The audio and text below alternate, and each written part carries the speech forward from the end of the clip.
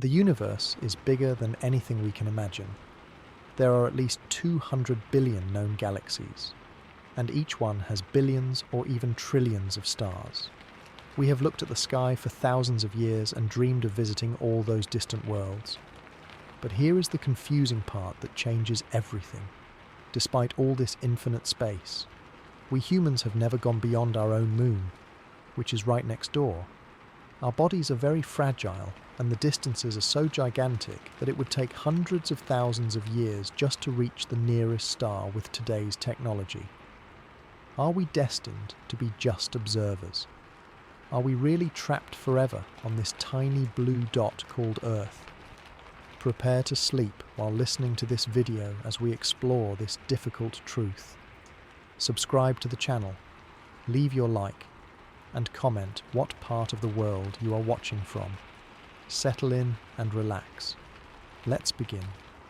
Did you know that humans would survive only about 90 seconds if directly exposed to the vacuum of space?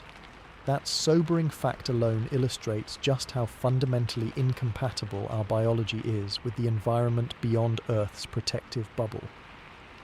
Our planet has been nurturing human life for hundreds of thousands of years, carefully tuning our bodies to function optimally under very specific conditions that simply don't exist anywhere else in our solar system, let alone the universe. The human body evolved specifically for the conditions on Earth and cannot naturally withstand the space environment. When exposed to the vacuum of space, the lack of external pressure causes bodily fluids to boil at normal body temperature. This doesn't mean you'd burst like in science fiction movies, but it would cause extreme swelling, tissue damage, and loss of consciousness within seconds. The water in your mouth and eyes would begin to vaporize immediately, while gases dissolved in your bloodstream would expand, causing painful embolisms. Oxygen deprivation represents one of the most immediate threats. In space, with no atmospheric pressure, the oxygen in your lungs would be immediately extracted into the vacuum. Your blood would continue to circulate for a short time, quickly depleting your brain of oxygen. Unconsciousness would occur within 15 seconds, followed by brain damage and death within minutes, if not rescued and repressurized. Even with the most advanced spacesuits we have today, astronauts remain just one equipment failure away from these horrifying effects. Beyond the vacuum itself, radiation exposure presents perhaps an even more insidious threat. Earth's magnetic field and atmosphere work together to shield us from the majority of harmful cosmic radiation in space. Without this protection, astronauts are exposed to radiation levels hundreds of times higher than on Earth. This radiation comes from multiple sources: solar radiation, galactic cosmic rays, and radiation trapped in belts around planets like Earth. These high-energy particles can penetrate spacecraft walls and human tissue, damaging DNA and increasing cancer risk dramatically. To put this in perspective, astronauts on the International Space Station, which still enjoys some protection from Earth's magnetic field, receive radiation doses equivalent to hundreds of chest X-rays during a 6-month mission. The longer the mission, the greater the accumulated damage. A journey to Mars would expose astronauts to radiation doses approaching or exceeding NASA's career lifetime limits. Some calculations suggest that a round trip to Mars could increase an astronaut's lifetime cancer risk by more than 15%. The effects of microgravity on the human body compound these problems. Without the constant pull of Earth's gravity, the body begins to deteriorate in numerous ways. Bone density decreases at a rate of approximately 1 to 2% per month, 10 times faster than in osteoporosis patients on Earth. During long-duration spaceflight, some astronauts have lost up to 20% of their bone mass in weight-bearing bones like the hip and spine. Muscle atrophy occurs simultaneously, with astronauts losing significant muscle mass despite rigorous daily exercise regimens. The cardiovascular system weakens as the heart doesn't have to work as hard without gravity. The body's fluid distribution changes dramatically, with fluids shifting toward the upper body and head. This fluid shift causes the characteristic puffy-faced appearance of astronauts in space and can lead to increased pressure in the eyes, potentially causing permanent vision problems, a condition called spaceflight-associated neuroocular syndrome. The immune system also becomes compromised in space. Studies have shown that T cells, crucial components of our immune response, function poorly in microgravity. Additionally, some dormant viruses like herpes simplex reactivate during spaceflight due to stress and altered immune function. Even more concerning, some bacteria appear to become more virulent in space, potentially creating superbugs that our weakened immune systems would struggle to fight. Sleep disturbances plague almost every astronaut, with altered circadian rhythms due to the absence of normal day-night cycles. In low Earth orbit, astronauts experience 16 sunrises and sunsets every 24 hours. This disruption, combined with the stress and noise of spacecraft environments, leads to chronic sleep deprivation, the psychological effects of isolation, confinement, and the extreme environment of space add another layer of stress to the human body. Perhaps most tellingly, our digestive and elimination systems function poorly without gravity. Astronauts experience significant changes in gut microbiota, which can lead to gastrointestinal issues. Simple actions like swallowing become more difficult without gravity pulling food down the esophagus.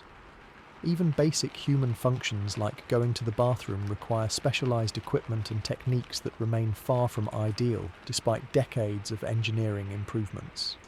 What's particularly striking is how these negative effects continue to be discovered even after 60 years of human spaceflight. We've sent hundreds of people to space, yet we're still uncovering new ways that space harms the human body. Recent studies have found troubling changes in astronauts' brain structure, with the brain shifting upward in the skull and cerebrospinal fluid accumulating in different patterns than on Earth. The long-term implications of these changes remain unknown. Our attempts to create artificial environments that replicate Earth conditions have been only partially successful. Life support systems remain complex, fragile, and resource-intensive. The International Space Station, our most sophisticated space habitat to date, requires constant maintenance and regular resupply from Earth. It recycles only about 90% of its water and must be continuously resupplied with oxygen. A truly closed-loop life support system capable of sustaining humans indefinitely has never been successfully demonstrated. The fundamental reality is that the human body is exquisitely tuned to Earth's specific conditions, from its atmospheric pressure and composition to its gravitational pull, magnetic field protection, and stable temperature range. We've evolved over millions of years in concert with our planet, developing biological systems that function optimally within very narrow parameters. Space exploration has revealed just how narrow those parameters are and how quickly our bodies begin to fail when removed from them. While technological solutions like better radiation shielding, artificial gravity through rotation, and more efficient life support systems are theoretically possible, they remain enormously challenging engineering problems. After decades of research, we still haven't developed practical solutions that would allow humans to live safely in space for years, let alone generations. The hostility of space to human biology isn't just a temporary obstacle we'll easily overcome. It's a fundamental mismatch between the environment we evolved for and the environment we wish to explore. Astronomical distances and the speed of light as a fundamental barrier. Have you ever considered that even if we solved all the biological challenges of space travel, we would still face an even more fundamental barrier? The sheer vastness of space and the cosmic speed limit, the speed of light, create obstacles so immense that they may forever confine humanity to our solar system, and perhaps just to Earth and its immediate vicinity. When we look up at the night sky, the stars appear as tiny points of light, giving no intuitive sense of their true distance. Our brains simply aren't equipped to comprehend the scale of space. The closest star system to Earth, Alpha Centauri, lies 4.3 light-years away. This means that light, travelling at 6 trillion miles per year, the fastest speed physically possible according to our understanding of physics, takes more than 4 years to reach us from our nearest stellar neighbour. To put this in perspective, if the Sun were the size of a pea in New York City, Alpha Centauri would be another pea in Washington D.C. The rest of our galaxy would extend far beyond that scale, with most stars being thousands or even tens of thousands of light-years away. Our entire Milky Way galaxy spans roughly 100,000 light-years across, with the nearest major galaxy, Andromeda, located a staggering 2.5 million light-years from Earth. These distances create a practically insurmountable barrier to human interstellar travel using any technology we can currently envision. With our present capabilities, the fastest spacecraft we've ever built, the Parker Solar Probe, reaches a maximum speed of about 430,000 miles per hour as it swings around the Sun. While impressively fast by earthly standards, this represents just 0.06% of the speed of light. At such speeds, a journey to Alpha Centauri would take over 4,000 years, roughly equivalent to the time that has passed since the construction of the Great Pyramids of Egypt. Even theoretical propulsion systems like nuclear pulse propulsion, essentially pushing a spacecraft with a series of nuclear explosions, or fusion rockets, might achieve perhaps 10% of light speed at best, still resulting in a journey of over 40 years to reach just the nearest star. Einstein's special theory of relativity establishes that the speed of light represents an absolute cosmic speed limit. Nothing with mass can reach, let alone exceed, the speed of light. This isn't merely a technological limitation we might eventually overcome, but a fundamental law of physics. As objects with mass accelerate toward light speed, they require exponentially more energy, making acceleration to light speed theoretically impossible, as it would require infinite energy. Some popular science fiction concepts like warp drives propose bending space-time itself to cheat this limitation, but such ideas remain firmly in the realm of speculation. The theoretical physics behind such concepts requires exotic forms of matter with negative energy density, something we've never observed and may not exist. The energy requirements for even the most optimistic warp drive concepts exceed our global energy production by many orders of magnitude. Communication across these vast distances faces the same light speed constraint. Any message sent to a hypothetical colony around Alpha Centauri would take 4.3 years to arrive, with the reply taking another 4.3 years. This makes real-time communication impossible.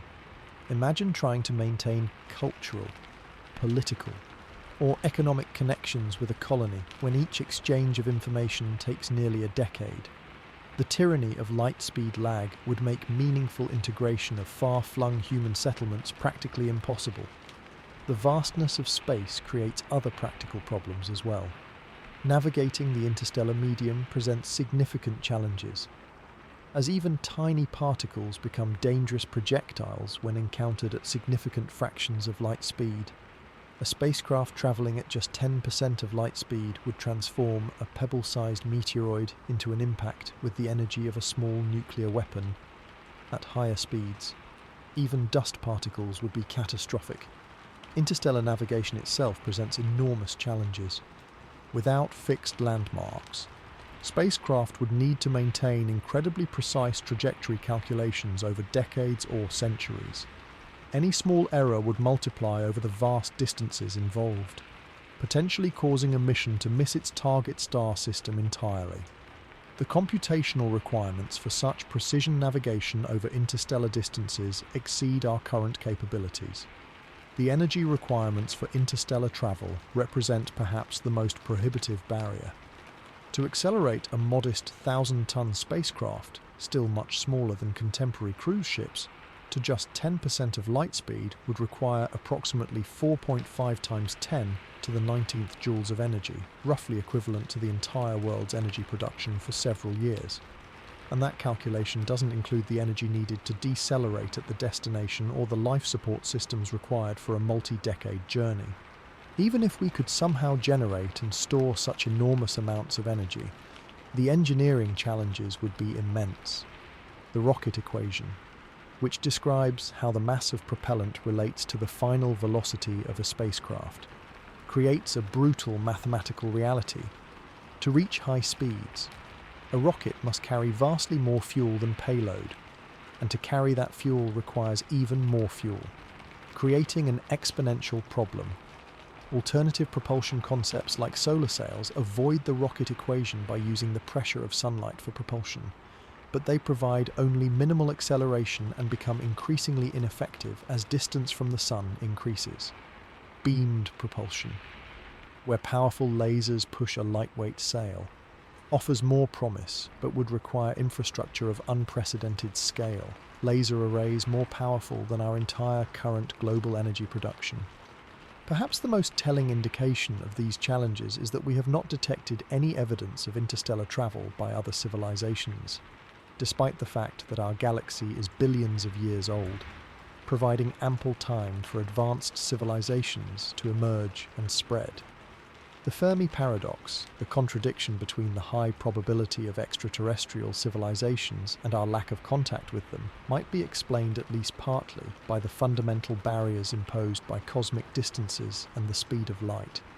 The reality of astronomical distances means that even if we developed vastly improved propulsion systems, hibernation technology, and solved all biological challenges of space travel, the stars would remain effectively out of reach for human exploration.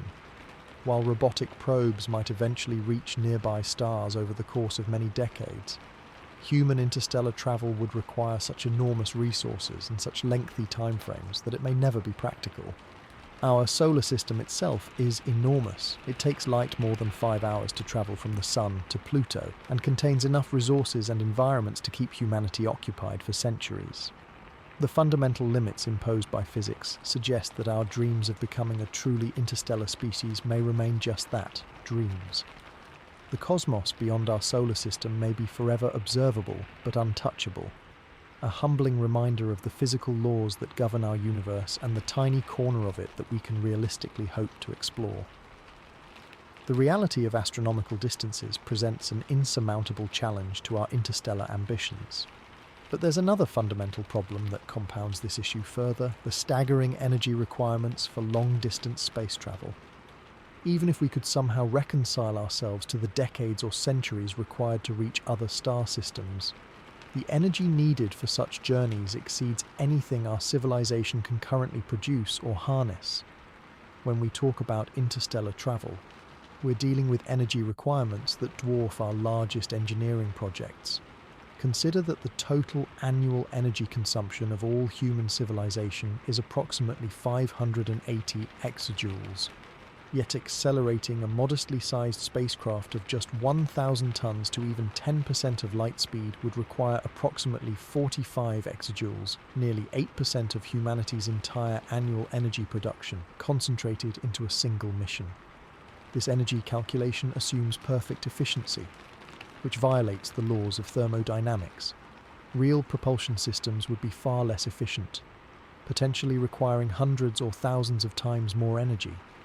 Even nuclear fusion, the most energy-dense process we understand besides matter-antimatter annihilation, would require enormous quantities of fuel. A fusion rocket using deuterium and helium-3 could theoretically achieve high efficiency, but the fuel mass would still dwarf the payload mass by factors of hundreds or thousands. Speaking of antimatter, while it's the most energy-dense fuel theoretically possible, converting mass to energy with perfect efficiency according to Einstein's famous equation, it comes with insurmountable practical problems. The entire world production of antimatter to date amounts to mere nanograms, produced at enormous cost in particle accelerators.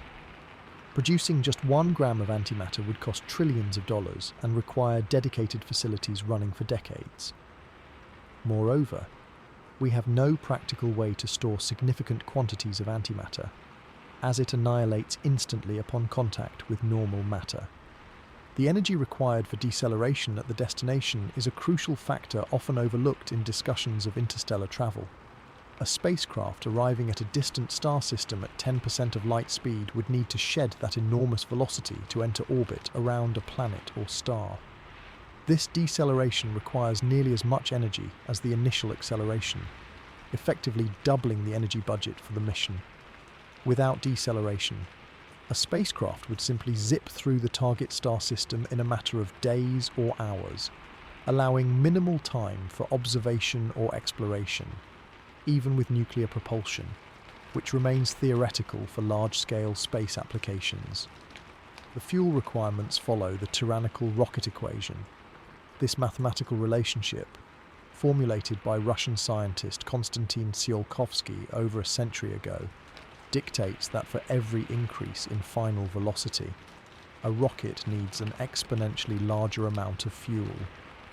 For interstellar missions, this creates a practically impossible engineering challenge, building spacecraft that are almost entirely fuel tanks with tiny payload sections.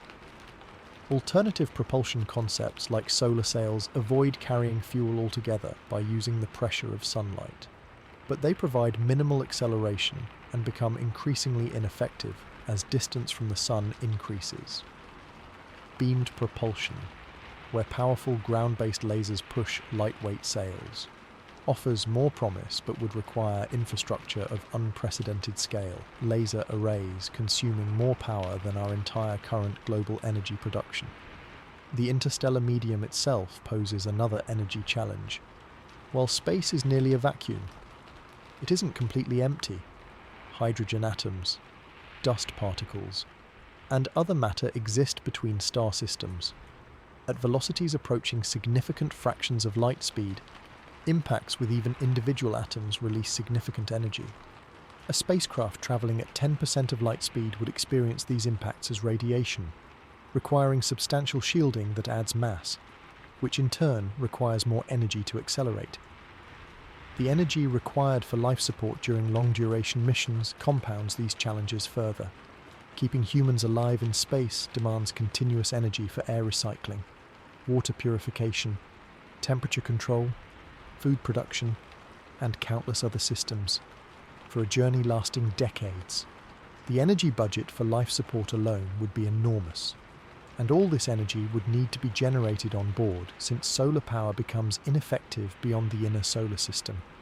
Nuclear reactors could potentially provide this power, but they add considerable mass to the spacecraft and introduce numerous engineering and safety challenges. The longest operating space-based nuclear power systems have functioned for decades, but an interstellar mission would require reliability measured in centuries, far beyond our current engineering capabilities. Perhaps the most sobering energy limitation comes from the need for redundancy and self-repair. Any interstellar mission would need multiple backup systems for every critical component, as well as the capability to manufacture replacement parts during the journey. These redundancies and manufacturing facilities would significantly increase the mass of the spacecraft, further driving up the energy requirements for acceleration and deceleration. The reality is that with our current understanding of physics and foreseeable technology, the energy requirements for human interstellar travel remain beyond our reach by many orders of magnitude. Even if we dedicated our entire civilization's resources to a single interstellar mission, we would fall far short of the energy needed. This isn't merely a question of developing more efficient technology, it's a fundamental limitation imposed by the laws of physics and the enormous distances involved in interstellar travel. Given these insurmountable energy constraints for rapid interstellar travel, some have proposed an alternative approach: generation ships where multiple generations of humans would live and die during the journey to another star system. While this concept bypasses the need for near light-speed travel and its associated energy demands, it introduces a host of other equally daunting challenges that render it practically impossible with any foreseeable technology. The basic concept of a generation ship seems straightforward. Build a massive self-contained habitat capable of supporting a stable human population for centuries as it crawls through interstellar space at achievable speeds. However, the practical implementation faces obstacles that may be fundamentally insurmountable. First, consider the scale required. to maintain genetic diversity and avoid inbreeding depression. Population geneticists estimate that a minimum founding population of several thousand individuals would be necessary. Some studies suggest that even this might be insufficient, with more conservative estimates requiring tens of thousands of people to maintain sufficient genetic diversity over multiple centuries. Housing, feeding, and providing life support for such a population would require an enormous vessel, likely several kilometers in length and with a mass of millions or even billions of tons. Accelerating such a massive structure even to modest interstellar velocities would require energy on a scale we can barely comprehend. Using the most optimistic projections for nuclear pulse propulsion, the energy required would exceed our civilization's total energy production for decades. The engineering challenges of building such a massive structure in space would dwarf any construction project in human history by orders of magnitude. Perhaps the most fundamental challenge for generation ships is creating and maintaining a closed ecological system that could function reliably for centuries. Earth's biosphere is incredibly complex, with millions of species interacting in ways we still don't fully understand. Our attempts to create simplified artificial biospheres have been humbling failures. The most ambitious experiment, Biosphere 2 in Arizona, saw oxygen levels plummet, carbon dioxide fluctuate dangerously, and most small vertebrate species go extinct within just 2 years, despite having the entire resources of Earth available for planning and emergency intervention. The famous experiment required external intervention to prevent the death of its human inhabitants. This was with a sealed ecosystem having constant solar energy input, substantial volume and surface area, and a team of experts who had spent years planning the ecological balance. A generation ship would face far more severe constraints on mass, volume, and energy, with no possibility of external intervention if systems began to fail. Water and nutrient recycling would need to function with near-perfect efficiency for centuries. Any small imbalance in these cycles would, over time, lead to critical shortages or toxic accumulations. Micronutrient cycling is particularly challenging. Elements like molybdenum, selenium, and cobalt are required in trace amounts for biological processes, but could become depleted or concentrated to toxic levels over multiple recycling cycles. Maintaining food production over centuries presents another set of challenges. Crop varieties bred for Earth conditions might perform unpredictably in the artificial environment of a generation ship. Pests and plant diseases could devastate critical food crops, with no external source for new resistant varieties. The limited genetic diversity of the initial seed stock would make developing resistant varieties through traditional breeding extremely difficult. Beyond biological considerations, the mechanical and electronic systems required for a generation ship would need to function reliably for centuries, far beyond the lifespan of any technology we've ever developed. Modern electronics typically fail within decades due to physical degradation of components. Even with redundant systems, the ability to manufacture replacement parts would be essential, requiring industrial facilities that add substantial mass and complexity to the ship. Perhaps most concerning are the psychological and sociological challenges. Humans evolved in open environments with dynamic ecosystems and diverse social groups. The extreme confinement of a generation ship, where inhabitants would never experience an open sky, natural weather, or meeting someone outside their small community, would create psychological stresses unlike anything in human experience. Social stability over multiple generations cannot be guaranteed. Historical precedents from isolated communities, island societies, and even modern submarine crews suggest that social structures can change dramatically and unpredictably over time.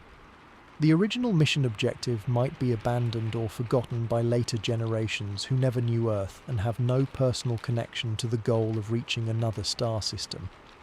The founder effect would apply not just to genetics, but to culture, language, and knowledge. Small initial biases or ideological leanings could become amplified over generations, potentially leading to societal structures antithetical to the mission's success. Knowledge critical for the mission's completion might be lost or corrupted over centuries of transmission, despite the best efforts to preserve it. What scientists call the generation ship dilemma presents another troubling consideration. If propulsion technology continues to advance on Earth after the generation ship launches, later missions might overtake the original ship before it reaches its destination. The descendants of the original crew would arrive to find a human colony already established by faster ships launched decades or centuries after their ancestors departed, rendering their multi-generational sacrifice essentially pointless. The resource requirements for building a viable generation ship would be astronomical. The construction would require massive space infrastructure that doesn't currently exist and would take decades or centuries to develop. The economic investment would likely exceed the gross world product for many years, raising profound questions about the justification for such an expenditure when balanced against other needs of human civilization. These challenges don't even address the ethical questions of committing unborn generations to life aboard such a vessel without their consent. The first generation might volunteer enthusiastically, but their children, grandchildren, and descendants would have no choice but to continue the mission or face death in the vacuum of space. When all these factors are considered together, the generation ship concept, while theoretically possible according to the laws of physics, appears practically impossible with any technology we can reasonably anticipate developing. The combination of biological, engineering, psychological, and resource challenges creates a barrier that may be as insurmountable as the light speed limit itself. Generation ships remain a fascinating thought experiment and a staple of science fiction, but their realization would require technological capabilities so far beyond our current state that they border on the miraculous.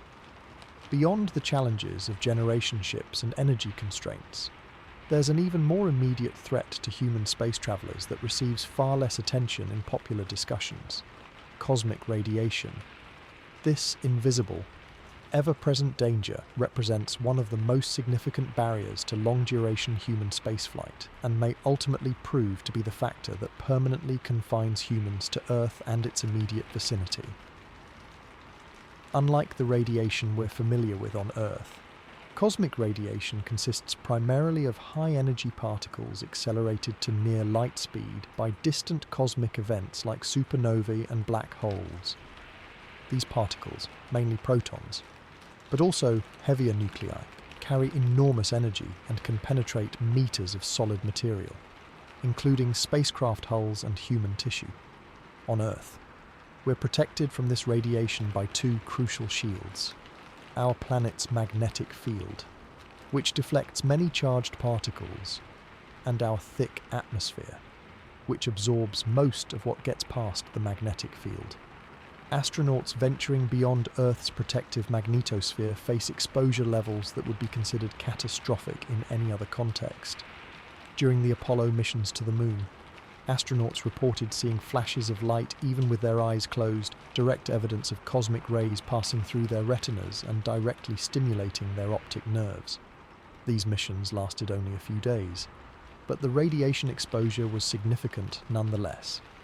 A mission to Mars would subject astronauts to radiation levels hundreds of times higher than what's considered safe for radiation workers on Earth, and for periods of at least 2 to 3 years.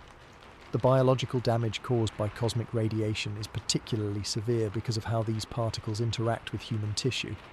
Unlike X-rays or gamma rays that deposit energy relatively uniformly, high-energy cosmic particles create dense trails of ionization as they pass through cells, causing clustered DNA damage that is extremely difficult for cellular repair mechanisms to fix correctly. This type of damage significantly increases cancer risk and can cause immediate radiation sickness at high doses. NASA and other space agencies have established career exposure limits for astronauts, beyond which they aren't permitted to fly due to cancer risk. Current calculations suggest that a round trip to Mars would push astronauts close to or beyond these limits, essentially making it a one-time mission with no possibility of future spaceflights for those crew members. For journeys beyond Mars, The radiation exposure would exceed all established safety guidelines by orders of magnitude. The typical approach to radiation protection on Earth, surrounding sensitive areas with dense shielding like lead or concrete, actually makes cosmic radiation worse in space. When high-energy particles strike dense materials, they create showers of secondary radiation that can be more biologically damaging than the original particles. The best current shielding approaches involve using hydrogen-rich materials like water or plastic, but even these provide only partial protection and come with significant mass penalties for spacecraft design. Water shielding would require surrounding crew compartments with water tanks at least 2 meters thick in all directions to provide meaningful protection. For a modestly sized crew habitat, this would add hundreds of tons of mass to the spacecraft, dramatically increasing propulsion requirements. For interstellar missions lasting decades or centuries, the radiation exposure would be thousands of times higher than anything experienced in our limited ventures beyond Earth orbit. Some researchers have proposed active shielding using electromagnetic fields similar to Earth's magnetosphere. While theoretically possible, the energy requirements for generating fields strong enough to deflect high-energy cosmic rays would be enormous, and the superconducting materials needed for such systems add their own mass and complexity penalties. After decades of research, no practical active shielding system has been developed that could be deployed on a spacecraft. The biological effects of long-term exposure to the space radiation environment extend far beyond cancer risk. Recent research with laboratory animals exposed to simulated cosmic radiation has revealed concerning effects on brain function, including cognitive impairment, reduced neurogenesis, and behaviors resembling dementia or accelerated aging. These neurological effects could compromise mission success even before more obvious radiation sickness symptoms appear. Particularly concerning is the impact of rare but extremely damaging heavy nuclei found in cosmic radiation. Known as HZE particles, high atomic number, high energy. These particles, like iron nuclei accelerated to near light speed, can cause extensive damage along their track through tissue. A single HZE particle passing through a crucial neural circuit could potentially cause immediate functional impairment. No practical shielding method can completely block these particles without making spacecraft too massive to launch. The radiation challenge becomes exponentially worse for missions beyond our solar system. The Sun's heliosphere, the bubble of solar wind that surrounds our solar system, provides some protection from galactic cosmic rays. Beyond this boundary, which extends roughly 100 astronomical units from the Sun, radiation levels increase significantly as spacecraft would be exposed to the full brunt of interstellar radiation with no natural protection. Genetic damage from cosmic radiation also raises serious concerns about reproductive success in space. Studies suggest that radiation exposure at levels expected during long space missions could cause fertility issues and increase the risk of birth defects or developmental problems. This creates another fundamental barrier to the concept of self-sustaining space colonies or generation ships, as successful reproduction across multiple generations might be impossible without substantial genetic damage accumulating in the population. Some futurists propose radical solutions like genetic engineering to increase radiation resistance in space travelers. While certain organisms like the bacterium Deinococcus radiodurans can withstand radiation doses thousands of times higher than would kill a human, this resistance comes from fundamental differences in cellular structure and DNA repair mechanisms that would be extraordinarily difficult to engineer into human cells without completely redesigning human biology. The cosmic radiation barrier demonstrates that space is not just empty and cold, it's actively hostile to life as we know it. Our species evolved under the protective shields of Earth's magnetosphere and atmosphere, and venturing beyond these shields exposes us to an environment fundamentally incompatible with our biology, while short missions within our solar system remain possible with careful planning and acceptance of increased health risks. Truly long-term human presence in deep space may be permanently beyond our reach due to this invisible but deadly barrier. Even if we could somehow overcome the radiation challenge through advanced shielding or biological adaptation, another fundamental problem stands in the way of human settlement beyond Earth: the flawed concept of terraforming. Popular science fiction often portrays terraforming as an inevitable solution for human expansion to other planets. But the scientific reality reveals this concept to be far more problematic than commonly understood. Terraforming, the hypothetical process of modifying another planet's environment to make it Earth-like and habitable for humans without protective equipment, sounds straightforward in theory. In practice, it would require engineering on a planetary scale that exceeds our capabilities by orders of magnitude and would likely take thousands of years to complete, if it's possible at all. Mars is often cited as the most promising terraforming candidate in our solar system, yet it lacks several fundamental requirements for Earth-like habitability that would be extremely difficult or impossible to recreate artificially. Perhaps the most significant issue is Mars's lack of a global magnetic field. Earth's magnetic field shields our atmosphere from the solar wind, the stream of charged particles constantly emitted by the Sun.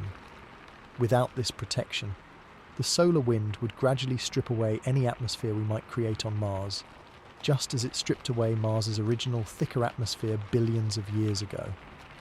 Some terraforming proposals suggest creating an artificial magnetic field for Mars, perhaps by placing a massive magnetic dipole at the L1 Lagrange point between Mars and the Sun.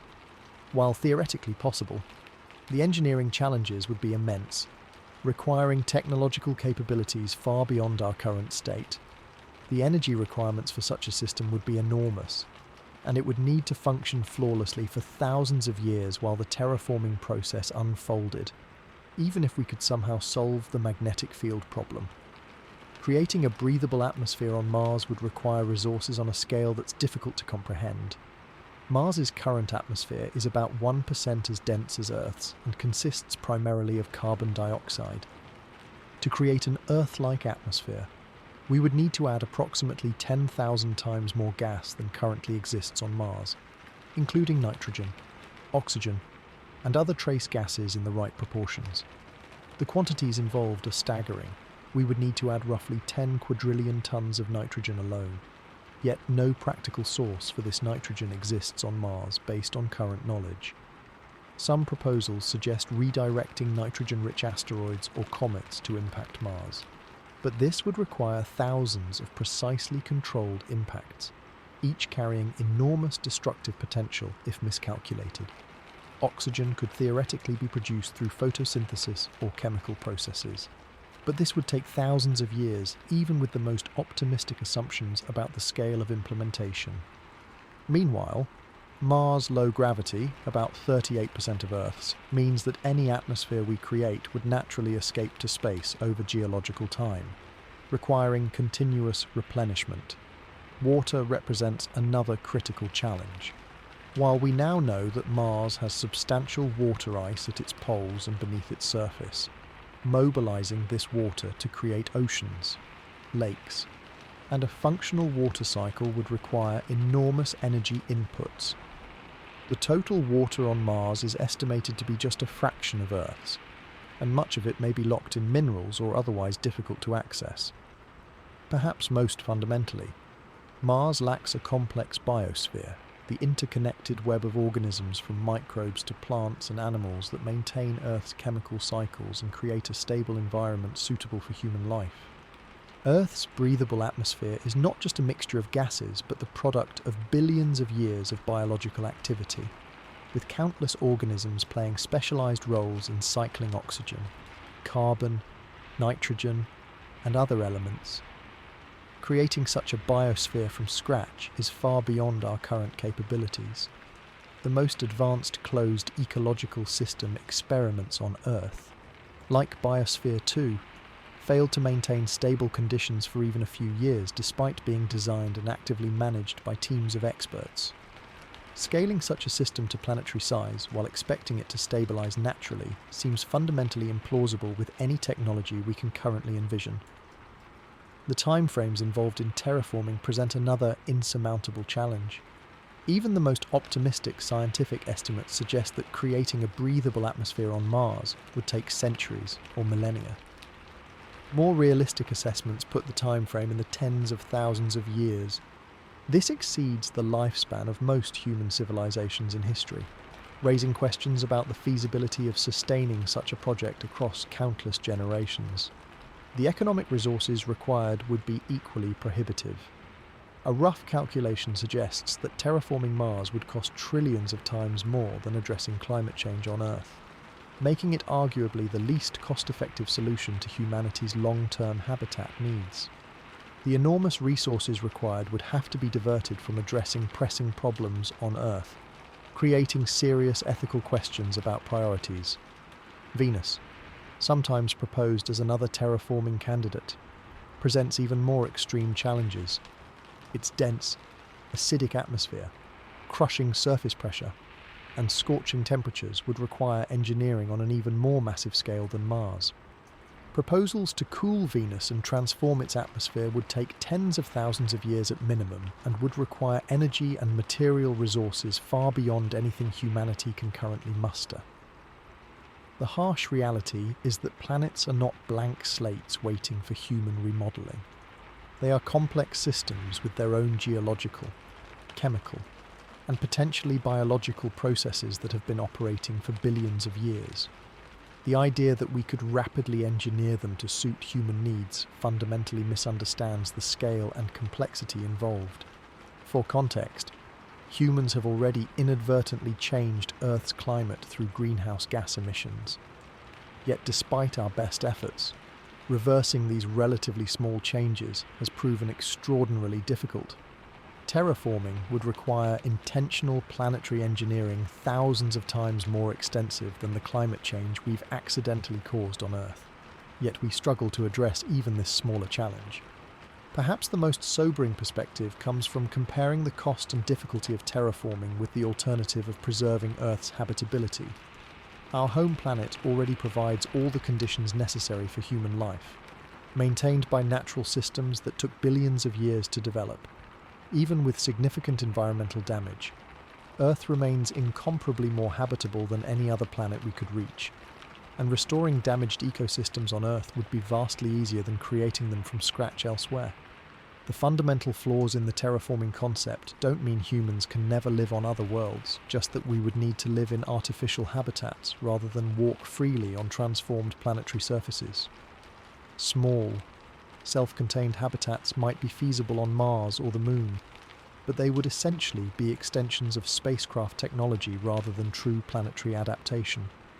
The romantic vision of transforming whole planets to become Earth-like remains firmly in the realm of science fiction rather than a practical goal for human expansion. Beyond the scientific challenges of terraforming, there's a more immediate and practical barrier to space colonization that's rarely addressed honestly in discussions about humanity's future beyond Earth: the staggering economic costs. The financial reality of space colonization reveals why. Even with significant technological advances, we're unlikely to see large-scale human settlement beyond Earth in any foreseeable time frame. The fundamental economic problem begins with the cost of getting things into space. Despite recent innovations in reusable rocket technology, launching mass from Earth remains extraordinarily expensive.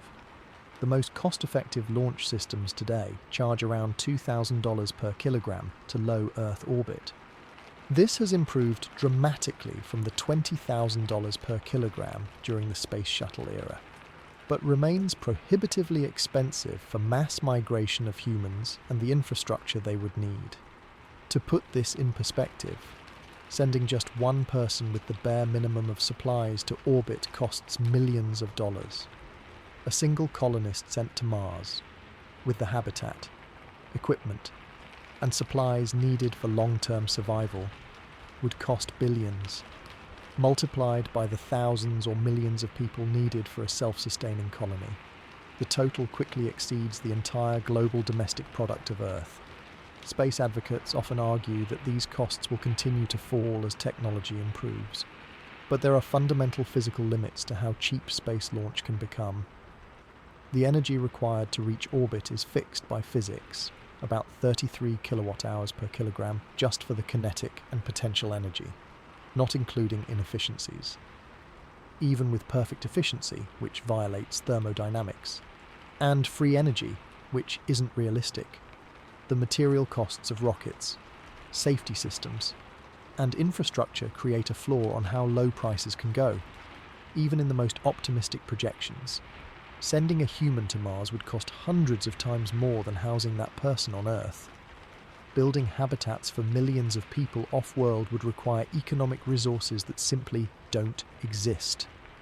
The global construction industry, redirected entirely to space colonization, which is itself impossible, couldn't build enough off-world habitat for even a tiny fraction of Earth's population within a century. The infrastructure required for self-sustaining colonies presents another economic hurdle. On Earth, we take for granted vast systems of farms, factories, power plants, transportation networks, and communication systems that have developed over centuries with the input of billions of workers. A Mars or lunar colony would need to recreate all these systems from scratch in a much more hostile environment. The capital investment required would be astronomical, with no clear return on investment for centuries, if ever. Space enthusiasts sometimes suggest that in situ resource utilization using materials found on other worlds would reduce these costs. While this approach is essential for any practical space presence, it introduces its own massive upfront costs. The equipment needed to mine, refine, and manufacture with extraterrestrial resources would be complex, heavy, and expensive to transport from Earth. Developing truly self-sufficient manufacturing capabilities would require recreating much of Earth's industrial ecosystem in miniature, everything from mining equipment to microchip fabrication plants. The economic challenges become even more daunting when considering life support requirements. The International Space Station, which houses just 6 to 7 astronauts in low Earth orbit, costs about $3 billion per year to maintain. With regular resupply missions from Earth, a Mars colony would face far greater challenges due to the distance from Earth, making resupply missions both more expensive and less frequent. The life support infrastructure for even a small colony would require enormous upfront investment with ongoing maintenance costs that far exceed anything we currently spend on even our most expensive Earth habitats. A common counter-argument is that space resources could provide economic returns that justify these investments. Asteroid mining is frequently cited as a potential economic driver, with estimates of individual asteroids containing trillions of dollars worth of metals. However, these valuations make a crucial error. They assume current Earth market prices would apply to materials returned from space.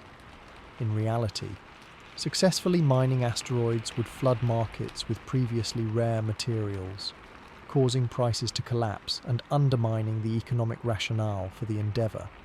The first company to successfully return significant quantities of platinum from space would likely destroy the platinum market in the process.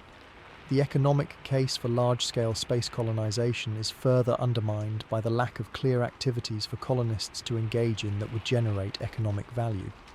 Tourism might support small outposts, but not large colonies.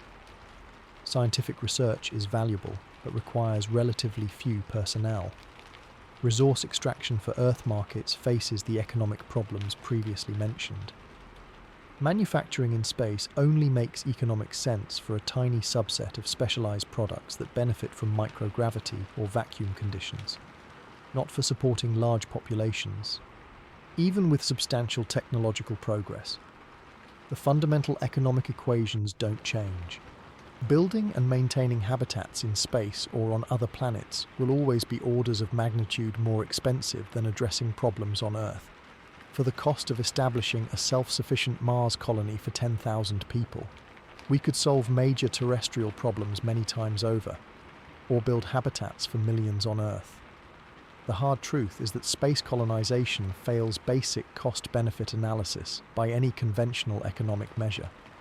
The resources required exceed what human civilization can currently muster. and there's no clear path to generating returns that would justify the investment without a compelling economic model. Large-scale space colonization remains financially impossible, regardless of technological advances. This economic reality doesn't mean humans won't establish small outposts on the Moon or Mars for scientific or strategic purposes, but it does mean that mass migration to space, the kind that would make humanity a truly multi-planetary species with millions living off Earth, is financially impossible with any foreseeable economic system or technology. The dream of mass space colonization as an answer to Earth's problems fundamentally misunderstands the economics of space and the scale of resources required. Given the economic impossibility of rapidly transporting large populations to space, some have proposed a seemingly elegant solution to the challenges of long-duration space travel: human hibernation. The concept seems straightforward: put travelers into a state of suspended animation where aging slows or stops. Biological needs are minimized, and the psychological challenges of long journeys become irrelevant. Unfortunately, the scientific reality reveals this apparent solution to be among the most challenging aspects of long-duration space travel, with obstacles that may be fundamentally insurmountable. Unlike bears, ground squirrels, or other hibernating mammals, humans have no natural ability to enter long-term hibernation states. Our physiology simply lacks the mechanisms to safely reduce metabolism to the degree needed for true suspended animation. While medical procedures like therapeutic hypothermia can temporarily lower metabolism in emergency situations, these techniques can only be maintained for days, not the years or decades required for meaningful space journeys. The biological challenges begin at the cellular level. Human cells aren't designed to remain in a low metabolic state for extended periods. Cellular repair mechanisms, which constantly fix damage from radiation, oxidative stress, and other sources, require active metabolism. Dramatically slowing these processes would allow damage to accumulate, potentially causing irreversible harm to tissues and organs. Cells also need regular protein turnover and maintenance of membrane potentials, processes that cannot be halted without causing cell death.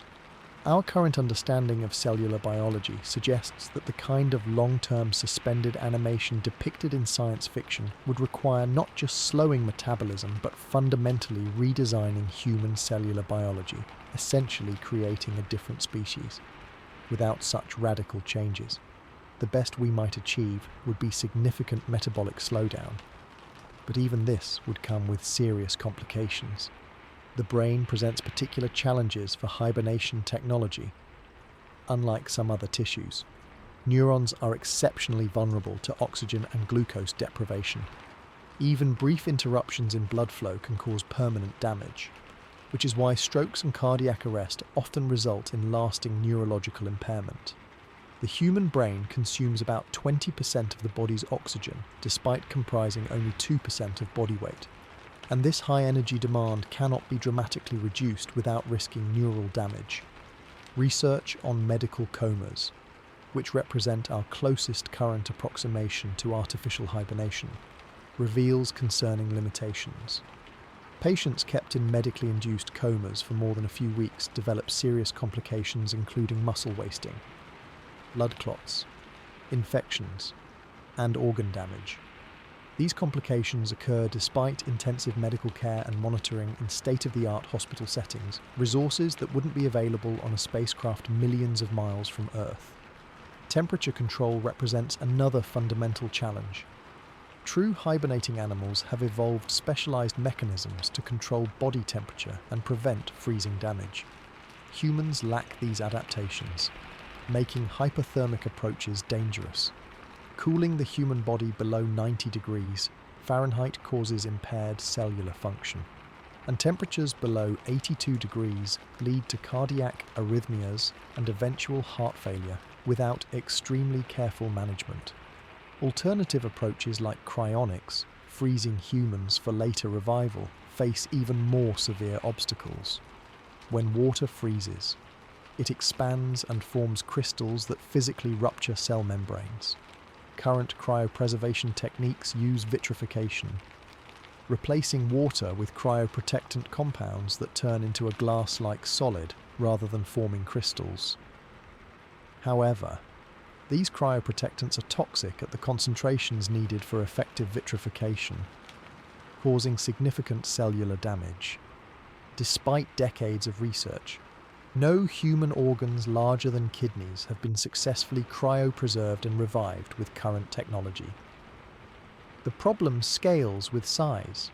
Successfully vitrifying small tissue samples is possible, but an entire human body presents vastly greater challenges due to the difficulty of perfusing cryoprotectants evenly throughout all tissues before freezing damage occurs. The brain, with its sensitive tissues and complex structures, presents particular difficulties.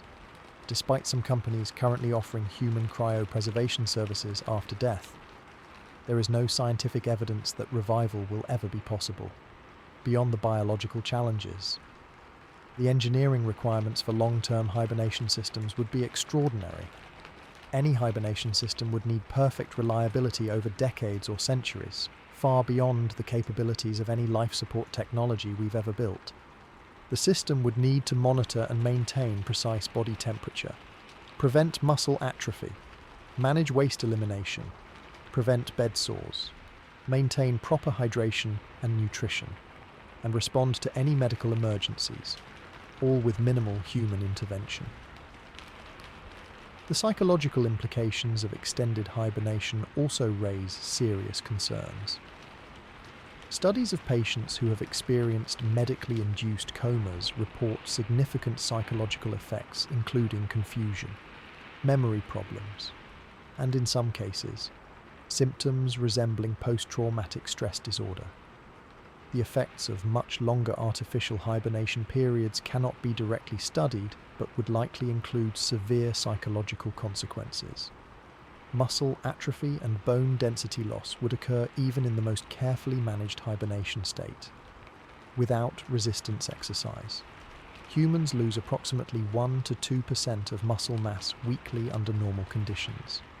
Even with dramatically slowed metabolism, preventing this loss during hibernation would require either active muscle stimulation systems consuming precious energy and adding complexity, or accepting that hibernating travelers would awaken physically debilitated.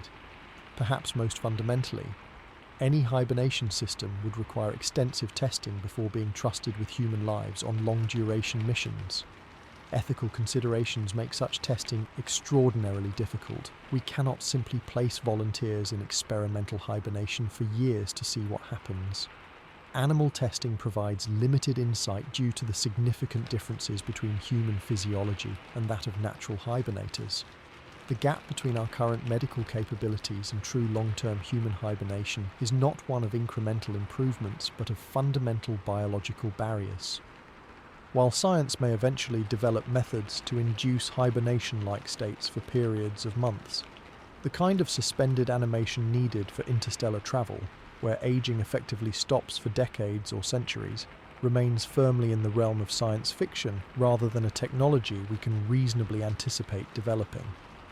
The challenges of human hibernation highlight a more fundamental issue that underlies many of our space colonization difficulties.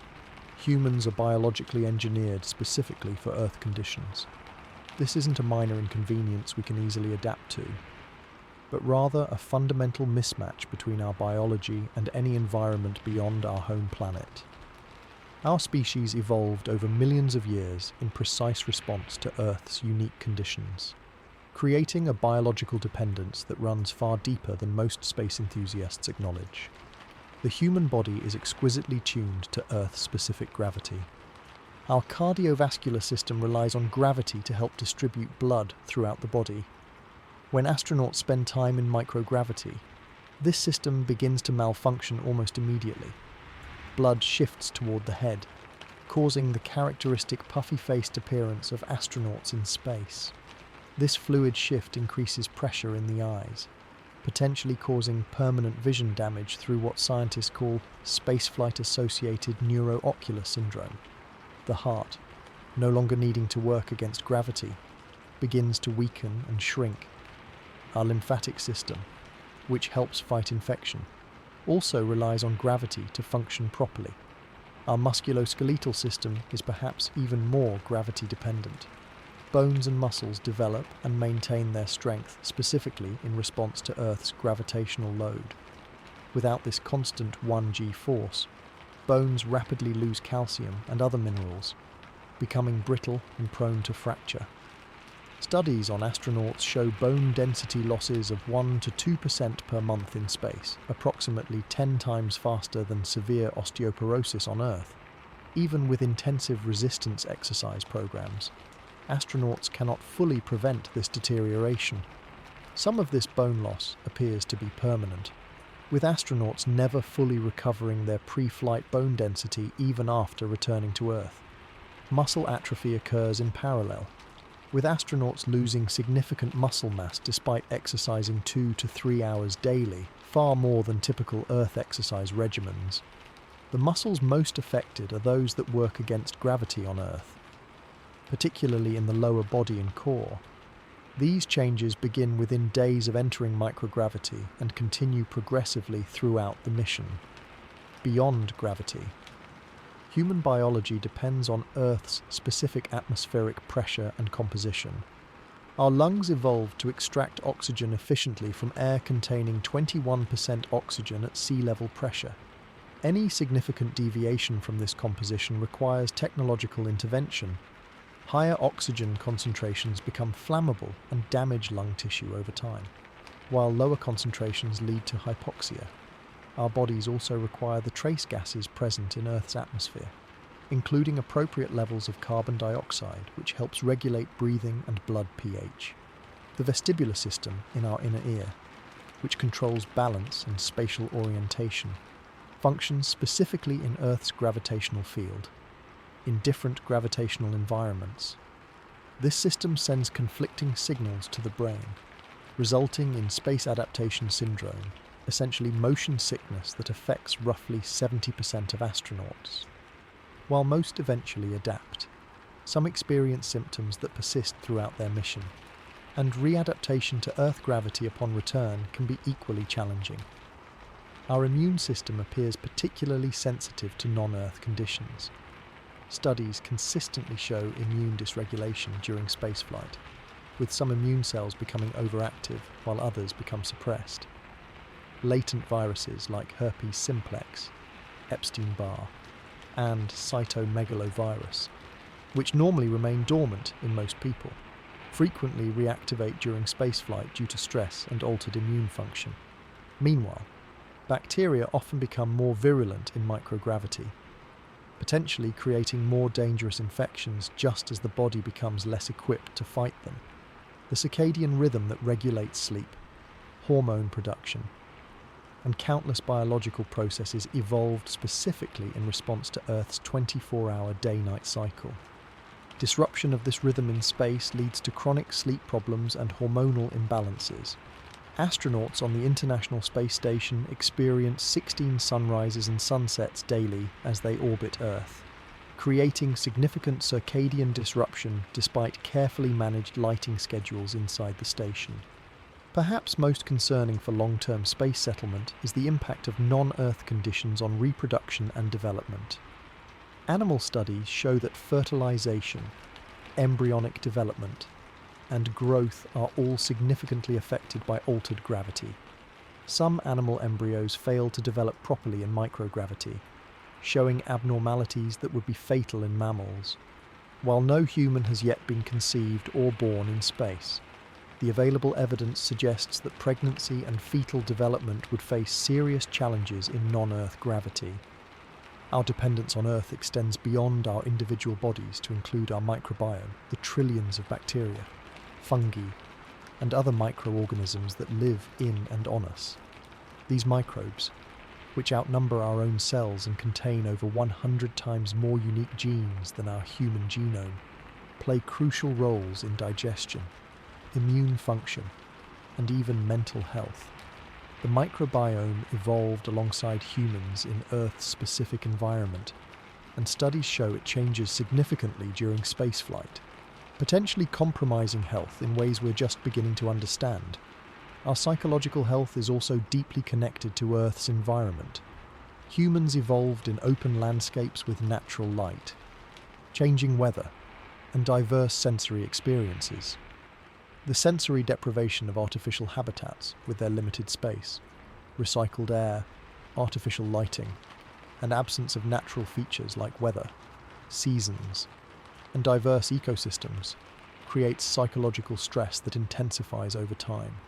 Studies of isolated environments like Antarctic research stations, submarine crews, and space station occupants consistently show increased rates of depression, anxiety, interpersonal conflict, and cognitive impairment as missions progress. Most fundamentally, our biochemistry evolved to function within Earth's specific range of temperatures, pressures, radiation levels, and chemical environment. The precise folding of proteins that enables cellular functions occurs optimally under Earth conditions. The chemical reactions that drive metabolism, cell signaling, and genetic expression all evolved to work within narrow parameters that match Earth's environment. Moving permanently beyond Earth means forcing our biology to operate in conditions it was never designed for. These biological dependencies aren't minor inconveniences that can be overcome with a few technological fixes or a period of adaptation. They represent fundamental mismatches between human biology and non-Earth environments, mismatches that would require either continuous technological intervention or radical redesign of human biology itself to overcome. Our bodies aren't simply housed on Earth. They are physically and biochemically of Earth, shaped by its specific conditions over evolutionary timescales that dwarf human history. This biological reality leads directly to another major obstacle to space colonization, the enormous technological challenge of creating artificial environments that can sustain human life indefinitely. The seemingly simple requirement to provide air, water, food, and waste management becomes extraordinarily complex when attempting to create closed-loop systems that can function reliably for years or decades without external resupply. Our most advanced life support system to date, the Environmental Control and Life Support System on the International Space Station, remains only partially closed after decades of development and improvement. While it recycles approximately 90% of water and scrubs carbon dioxide from the air, it cannot produce food, relies on regular resupply of oxygen, and requires constant maintenance by the crew and ground teams. Despite being the product of billions of dollars of engineering by the world's top space agencies, it remains far from the fully self-contained system that would be needed for independent colonies.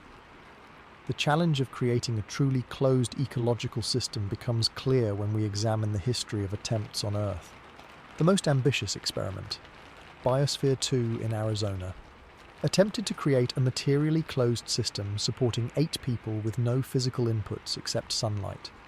Despite covering 3 acres with carefully designed agricultural areas, wilderness biomes, and sophisticated recycling systems, the experiment encountered critical problems within months. Oxygen levels declined dangerously, requiring external intervention. Carbon dioxide fluctuated wildly. Micronutrient cycles became unbalanced. Nearly all insect species went extinct, disrupting pollination. Crops failed to produce expected yields. The experiment was terminated early, with none of its major life support goals achieved successfully.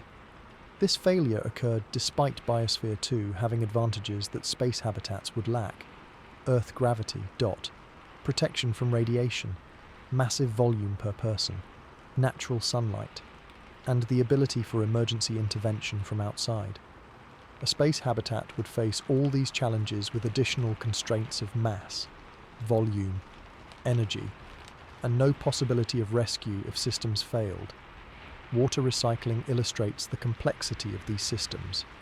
On Earth, the water cycle involves evaporation, cloud formation, precipitation, filtration through soil and rock, and biological processing by countless organisms.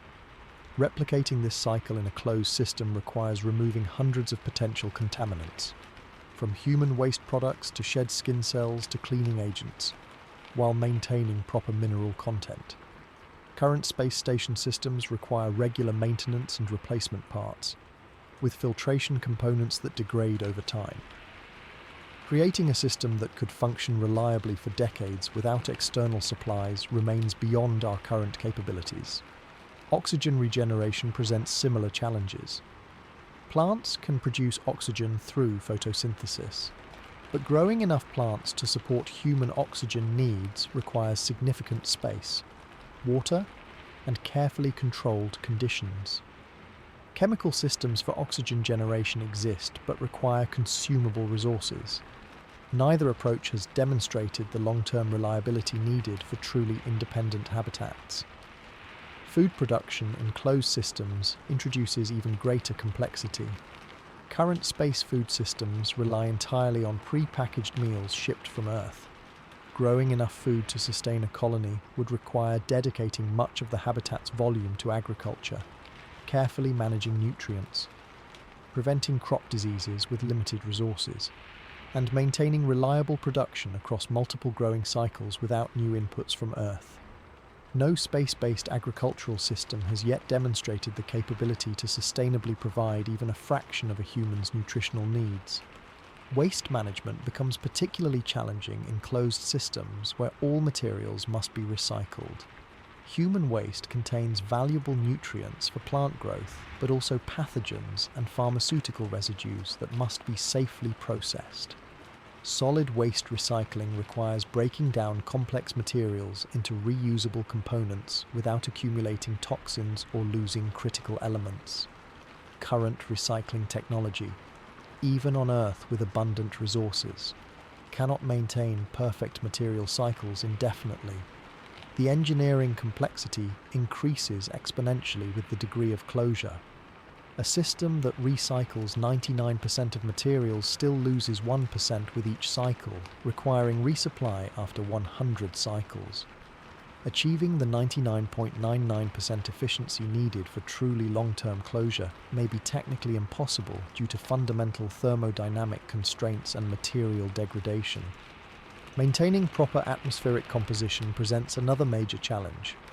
Carbon dioxide must be continuously removed and converted back to oxygen.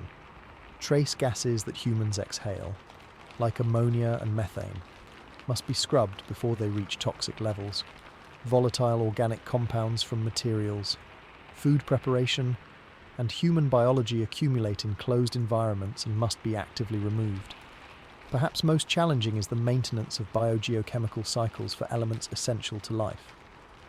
Nitrogen, phosphorus, potassium, calcium, magnesium, sulfur, and dozens of micronutrients must all cycle reliably through the system, never accumulating in unusable forms or becoming depleted. On Earth, these cycles involve complex interactions between geological processes, microorganisms, plants, animals, and atmospheric phenomena, interactions we barely understand, let alone know how to replicate in simplified artificial ecosystems. The technological complexity creates another problem: cascading failures. In highly integrated systems like closed habitats, failures in one component often trigger problems in others.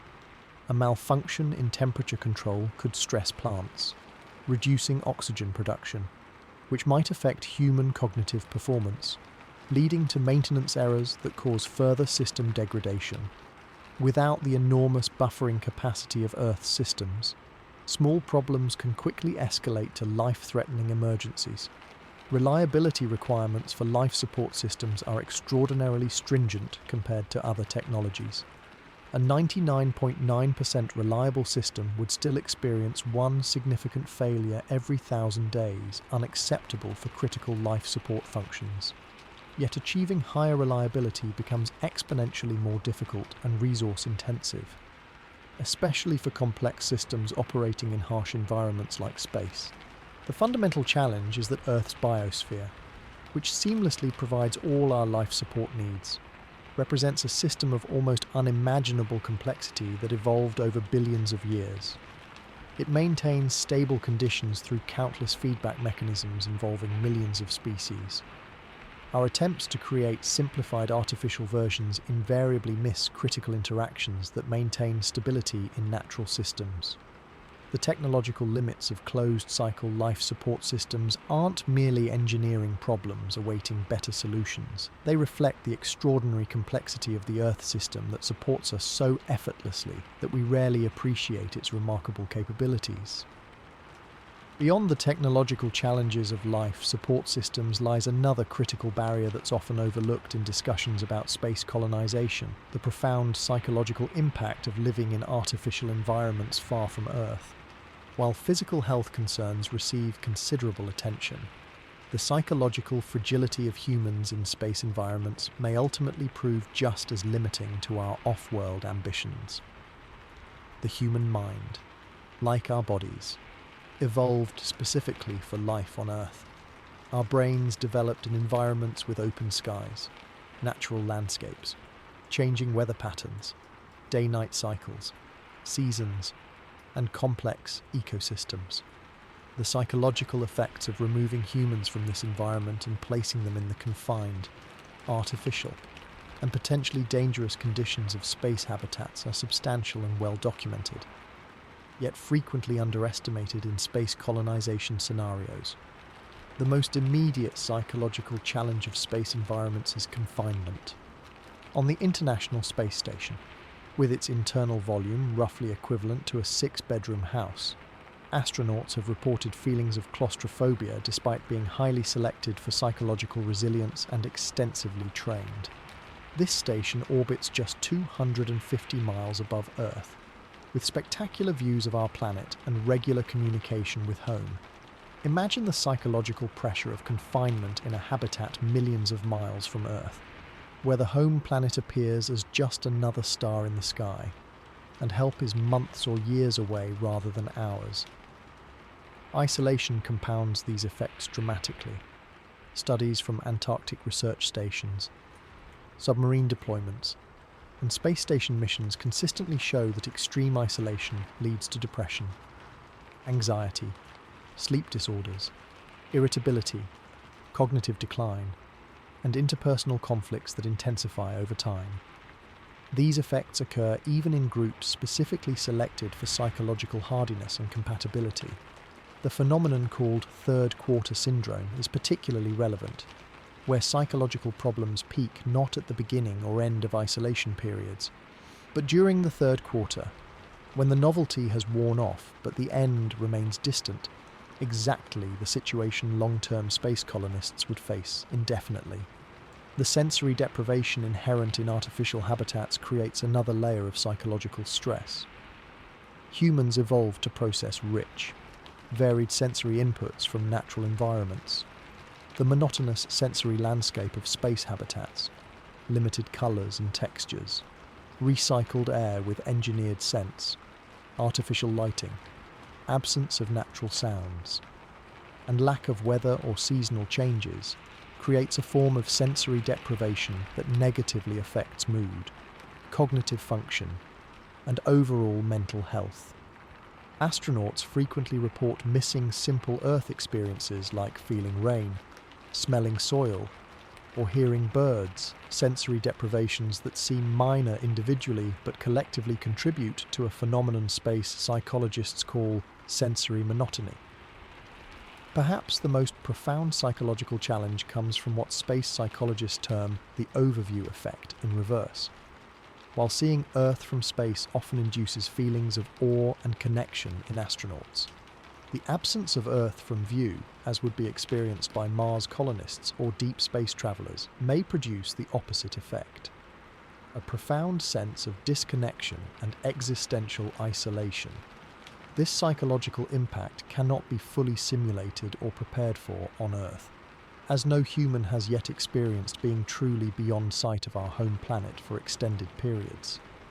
The constant awareness of danger creates chronic stress that few appreciate until experiencing it. Every aspect of a space habitat represents a life-threatening situation held at bay by technology.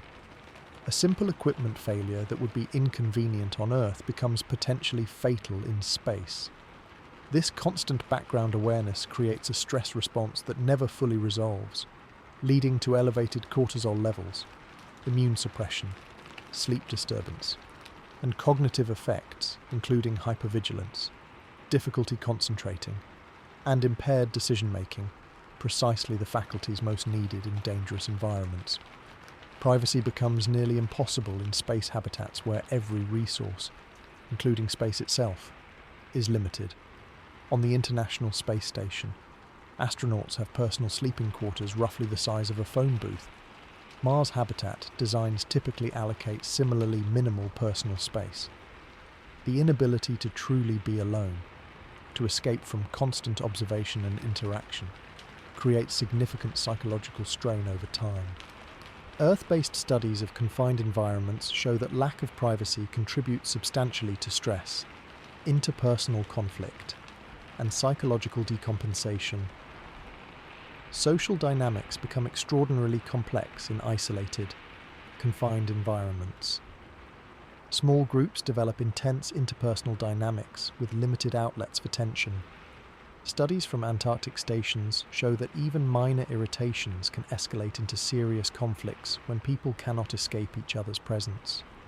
The limited social pool means personal conflicts can't be diluted by interacting with different social groups, as typically happens in Earth communities. These dynamics become more challenging over time, not less. As the initial cohesion of mission excitement gives way to the reality of long-term confinement, communication delays with Earth create another psychological burden. Mars colonists would experience communication delays of up to 40 minutes round trip, making real-time conversation impossible.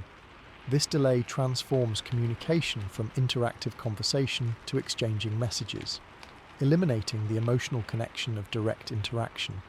The inability to reach loved ones in emergencies, knowing that even a cry for help would take minutes or hours to reach Earth, creates a profound sense of isolation unlike anything experienced in human history.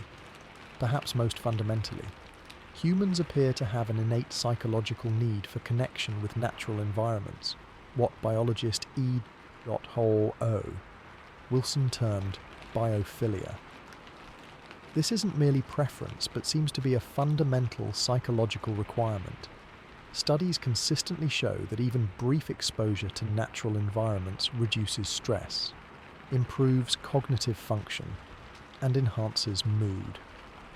The complete absence of true natural environments in space habitats removes this psychological relief valve, creating a form of stress that compounds over time rather than resolving.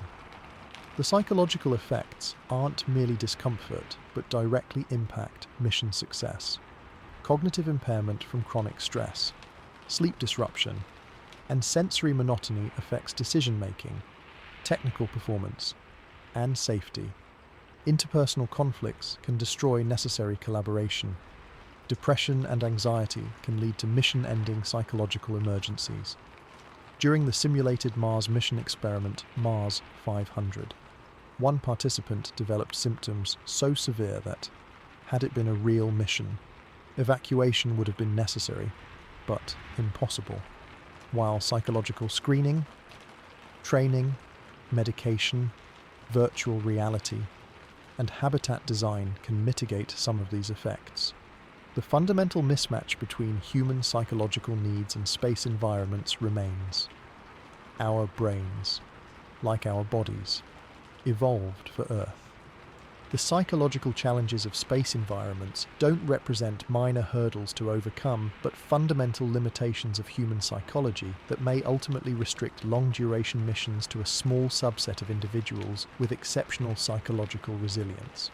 And even for them, limit the duration of sustainable off-Earth habitation beyond the psychological challenges. Would-be space colonists would face another fundamental problem: the absence of critical resources beyond Earth. Despite the common narrative that space contains limitless resources waiting to be harvested, the reality is far more complicated.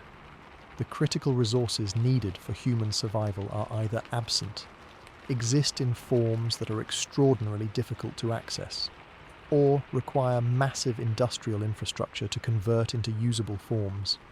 The most fundamental resource for human life is water. While water ice exists on Mars, the Moon, and certain asteroids, extracting it requires substantial energy and equipment. On Mars, much of the water is mixed with soil as permafrost or bound up in hydrated minerals, requiring energy-intensive heating and chemical processes to extract. Lunar water ice is concentrated primarily in permanently shadowed craters at the poles, where temperatures remain below negative 280 degrees Fahrenheit, making extraction extraordinarily challenging. Even after extraction, water must be purified of Martian perchlorates or lunar dust, both highly toxic to humans, before use. Oxygen for breathing represents another critical resource that Earth provides freely, but must be manufactured off-world. The Martian atmosphere contains only 0.13% oxygen, compared to Earth's 21%. Extracting oxygen from carbon dioxide requires substantial energy and equipment. NASA's MOXIE experiment on the Perseverance rover produces about 10 grams of oxygen per hour, enough to keep a small dog alive. Scaling this to support a human colony would require massive increases in size and energy consumption. On the Moon, with no atmosphere, oxygen must be extracted from oxide minerals in the regolith, requiring high temperatures and complex chemical processing. Nitrogen, essential for plant growth and comprising 78% of Earth's atmosphere, is scarce in immediately usable forms beyond Earth. Mars has a minimal nitrogen atmosphere, 2.7%, but extracting it requires processing enormous volumes of thin air. The Moon has essentially no nitrogen atmosphere. Without nitrogen, creating fertilizers for growing food becomes impossible, eliminating sustainable agriculture. While some nitrogen exists in certain asteroid types, accessing and processing it would require industrial-scale mining and refining operations. Beyond these basics, human civilization requires a vast array of elements in concentrated, accessible forms. On Earth, geological and biological processes have conveniently concentrated useful elements into ore deposits and other accessible sources. Billions of years of geological activity, plate tectonics, and biological processes have created the rich, diverse, accessible resource base that human civilization depends on. These processes haven't operated the same way on other bodies in our solar system. On Mars, many elements necessary for modern technology exist, but not in the concentrated ore deposits we rely on from Earth. Extracting them would require processing vastly more material than equivalent Earth mining operations. The Moon is even more challenging, being primarily composed of oxygen, silicon, aluminum, calcium, iron, magnesium, DOT, and titanium, while lacking concentrated sources of many industrially important elements like copper, zinc, lead, DOT, gold, silver, and rare earth elements. These limitations mean that many technologies we take for granted would be difficult or impossible to produce locally. Energy, perhaps the most critical resource for survival and industry, presents enormous challenges beyond Earth. On Mars, solar power generates about 43% of the electricity as the same panel on Earth due to greater distance from the sun and dust storms that can block sunlight for weeks. The Moon experiences 14-day nights where solar power produces nothing. Nuclear power could provide consistent energy but adds substantial mass to transport and creates challenging waste disposal issues. Fossil fuels, which still provide over 80% of Earth's energy, simply don't exist on other worlds. Soil for growing food doesn't exist in usable form beyond Earth. Lunar regolith contains no organic material, hosts no beneficial microbes, and includes sharp, toxic dust particles that damage biological systems. Martian soil contains toxic perchlorates at levels that would kill plants and humans, lacks essential organic matter, and hosts no soil microbiome. Creating productive soil would require extensive processing, addition of organic materials, which themselves must be produced, and development of an entire soil ecosystem from scratch, a process that takes decades or centuries on Earth, even under favourable conditions. Building materials present another resource challenge. While regolith can theoretically be processed into bricks or concrete-like materials, the processes require substantial energy, specialised equipment, and additives that must initially come from Earth. Traditional wood construction is impossible without trees. Metals require extensive mining, refining, and manufacturing infrastructure. The simple nails, screws, wires, pipes, and thousands of other building components that Earth's industrial base provides would need to be either transported from Earth at enormous cost or manufactured locally with technology that doesn't yet exist at the necessary scale. The absence of a functional biosphere represents perhaps the most profound resource limitation. Earth's biosphere provides countless ecosystem services that we rarely consider as resources until they're absent. Oxygen production, carbon sequestration, water purification, waste decomposition, pollination, pest control, and countless microbial processes that maintain environmental stability. None of these exist beyond Earth. Each would need to be artificially replicated through technology or painstakingly reconstructed through carefully managed biological systems transported from Earth. The industrial infrastructure needed to process raw materials into usable forms represents another missing critical resource. On Earth, any manufactured item depends on global supply chains involving thousands of different facilities, from mines to refineries to specialized manufacturing plants. A single modern computer chip may require materials from dozens of countries and hundreds of specialized manufacturing processes. Recreating even a fraction of this industrial base beyond Earth would require enormous investment, with each manufacturing capability requiring its own supply chains, creating a recursive problem of staggering complexity. Perhaps most significantly, space lacks the most essential resource that Earth provides: a self-maintaining, self-repairing environmental system that automatically provides exactly the conditions humans need without conscious effort or technological intervention. On Earth, we breathe without air processors, drink without water purifiers, eat food grown in naturally fertile soil, and trust that our waste will ultimately be processed by natural systems. Beyond Earth, each of these functions requires technological systems that must be built, powered, maintained, and eventually replaced, creating resource demands that compound rather than resolve over time. While it's true that the raw atomic elements exist throughout the solar system, the form, concentration, accessibility, and integrated systems that make these elements useful on Earth are absent. The challenge isn't just finding elements, but accessing them in forms that can sustain human life and civilization with reasonable energy and equipment requirements. The absence of these critical resources beyond Earth doesn't mean space settlement is theoretically impossible, but it does make it extraordinarily more difficult, expensive, and complex than commonly portrayed in popular discussions of space colonization. The resource limitations beyond Earth directly connect to another fundamental challenge for space habitation: creating artificial gravity for long-term human health. While we've discussed how the human body depends on Earth's gravity, the proposed solution, rotating habitats that generate centrifugal force as a gravity substitute, introduces engineering problems that may be fundamentally unsolvable at the scales needed for comfortable human habitation.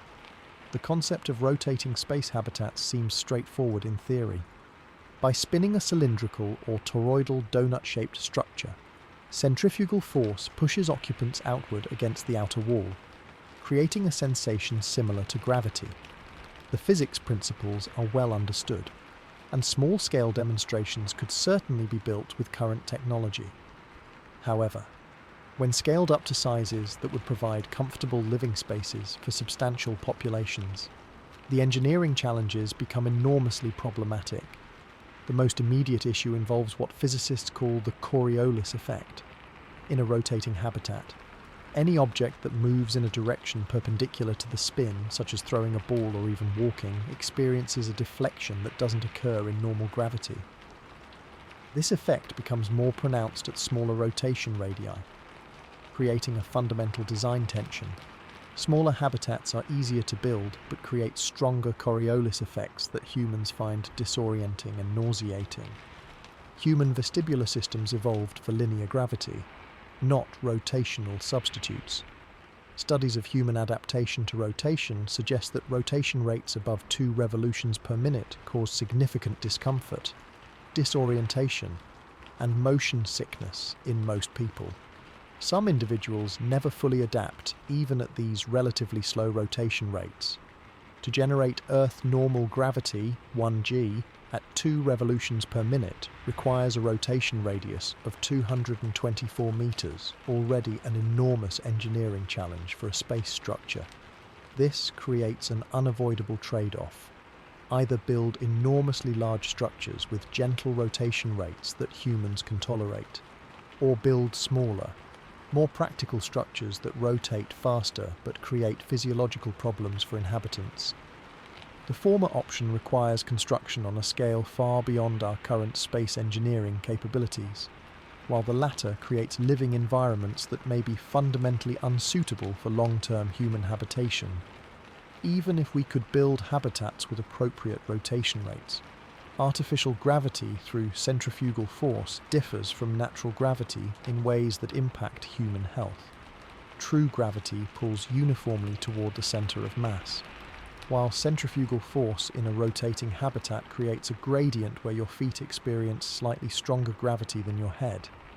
This gradient becomes steeper in smaller habitats, potentially causing blood pressure discrepancies and fluid distribution problems within the body over time. The engineering challenges of building and maintaining large rotating structures in space are equally daunting. Any rotating structure experiences gyroscopic forces that resist changes in orientation. This means that adjusting the habitat's position, necessary for maintaining proper orientation toward the Sun for power generation or avoiding orbital debris, requires enormous energy inputs and complex control systems. The larger the rotating structure, the more pronounced these effects become. Balancing a massive rotating structure presents another major engineering challenge. Any slight imbalance in mass distribution creates vibrations that compound over time, potentially leading to structural failure. On Earth, rotating machinery can be firmly anchored to stable foundations, but space habitats would have no such luxury. The precision required to maintain balance in a structure potentially hundreds of meters across, with constantly moving inhabitants and equipment inside, exceeds our current engineering capabilities. The structural stresses on rotating habitats create even more severe challenges. The outer hull experiences enormous tensile forces as rotation tries to pull the structure apart. These forces increase with both the square of the rotation rate and the radius of the habitat. For a habitat large enough to minimize Coriolis effects while providing Earth-normal gravity, the structural materials would need to withstand tensile forces beyond what any known material can sustain over long periods, especially considering the degradation these materials would experience in the space environment. Maintaining the rotation itself requires constant energy input to overcome friction in bearings and compensate for momentum losses from people and objects moving inside the habitat. While these energy requirements are relatively modest compared to other habitat systems, they create additional failure points. Any interruption in rotation control systems could lead to wobble, structural damage, or loss of artificial gravity altogether. Perhaps most concerning is that any failure in a rotating habitat could be catastrophically dangerous with no possibility of quick repair or evacuation. Structural failure in one section could send the entire habitat into an uncontrolled spin, creating forces that would destroy the structure and kill its inhabitants. Unlike stationary habitats, where compartmentalization can contain failures, the interconnected nature of rotating structures means that failures can propagate throughout the entire system. The bearings or interfaces between rotating and non-rotating sections present particularly vulnerable failure points. These components would experience constant wear while being absolutely critical to the habitat's function. On Earth, heavy machinery bearings can be regularly inspected and replaced when needed. In space, replacing the main bearings of a massive rotating habitat would be an engineering challenge potentially beyond our capabilities, especially if the bearing begins to fail unexpectedly. The docking of supply vessels to rotating habitats creates another major technical challenge. Spacecraft would need to match the rotation precisely before contact, a complex and potentially dangerous maneuver. Alternatively, docking could occur at a non-rotating central hub, but this would require all people and materials to transition through airlocks between the non-rotating and rotating sections, creating bottlenecks and additional failure points. No rotating space habitat large enough to provide comfortable artificial gravity for more than a few people has ever been constructed or tested. Our experience with rotation in space is limited to small-scale experiments and theoretical models. Building such habitats would require solving numerous engineering problems simultaneously, with very little margin for error and at costs that would likely exceed the budgets of even the wealthiest nations on Earth. While smaller rotating habitats might eventually prove feasible for limited durations, the kind of large-scale, long-term rotating colonies often depicted in space settlement concepts likely remain beyond our engineering capabilities for the foreseeable future. The problems aren't simply matters of scale or budget, but involve fundamental physical constraints that may make truly comfortable artificial gravity permanently impractical for large space habitats. The challenges of artificial gravity connect directly to another critical barrier to long-term space habitation: the limitations of materials that can survive in space environments. The harsh conditions beyond Earth's protection cause all known materials to degrade far more rapidly than they would on our planet, creating fundamental constraints on the longevity of any space structure. Space exposes materials to a combination of destructive forces unlike anything on Earth. Radiation represents perhaps the most pervasive threat to material integrity in space. Without Earth's protective atmosphere and magnetic field, materials in space are bombarded constantly by several types of harmful radiation. Ultraviolet radiation from the sun breaks down polymers at the molecular level, causing plastics to become brittle and crack. Many materials used for seals, insulation, and flexible components are particularly vulnerable to this degradation.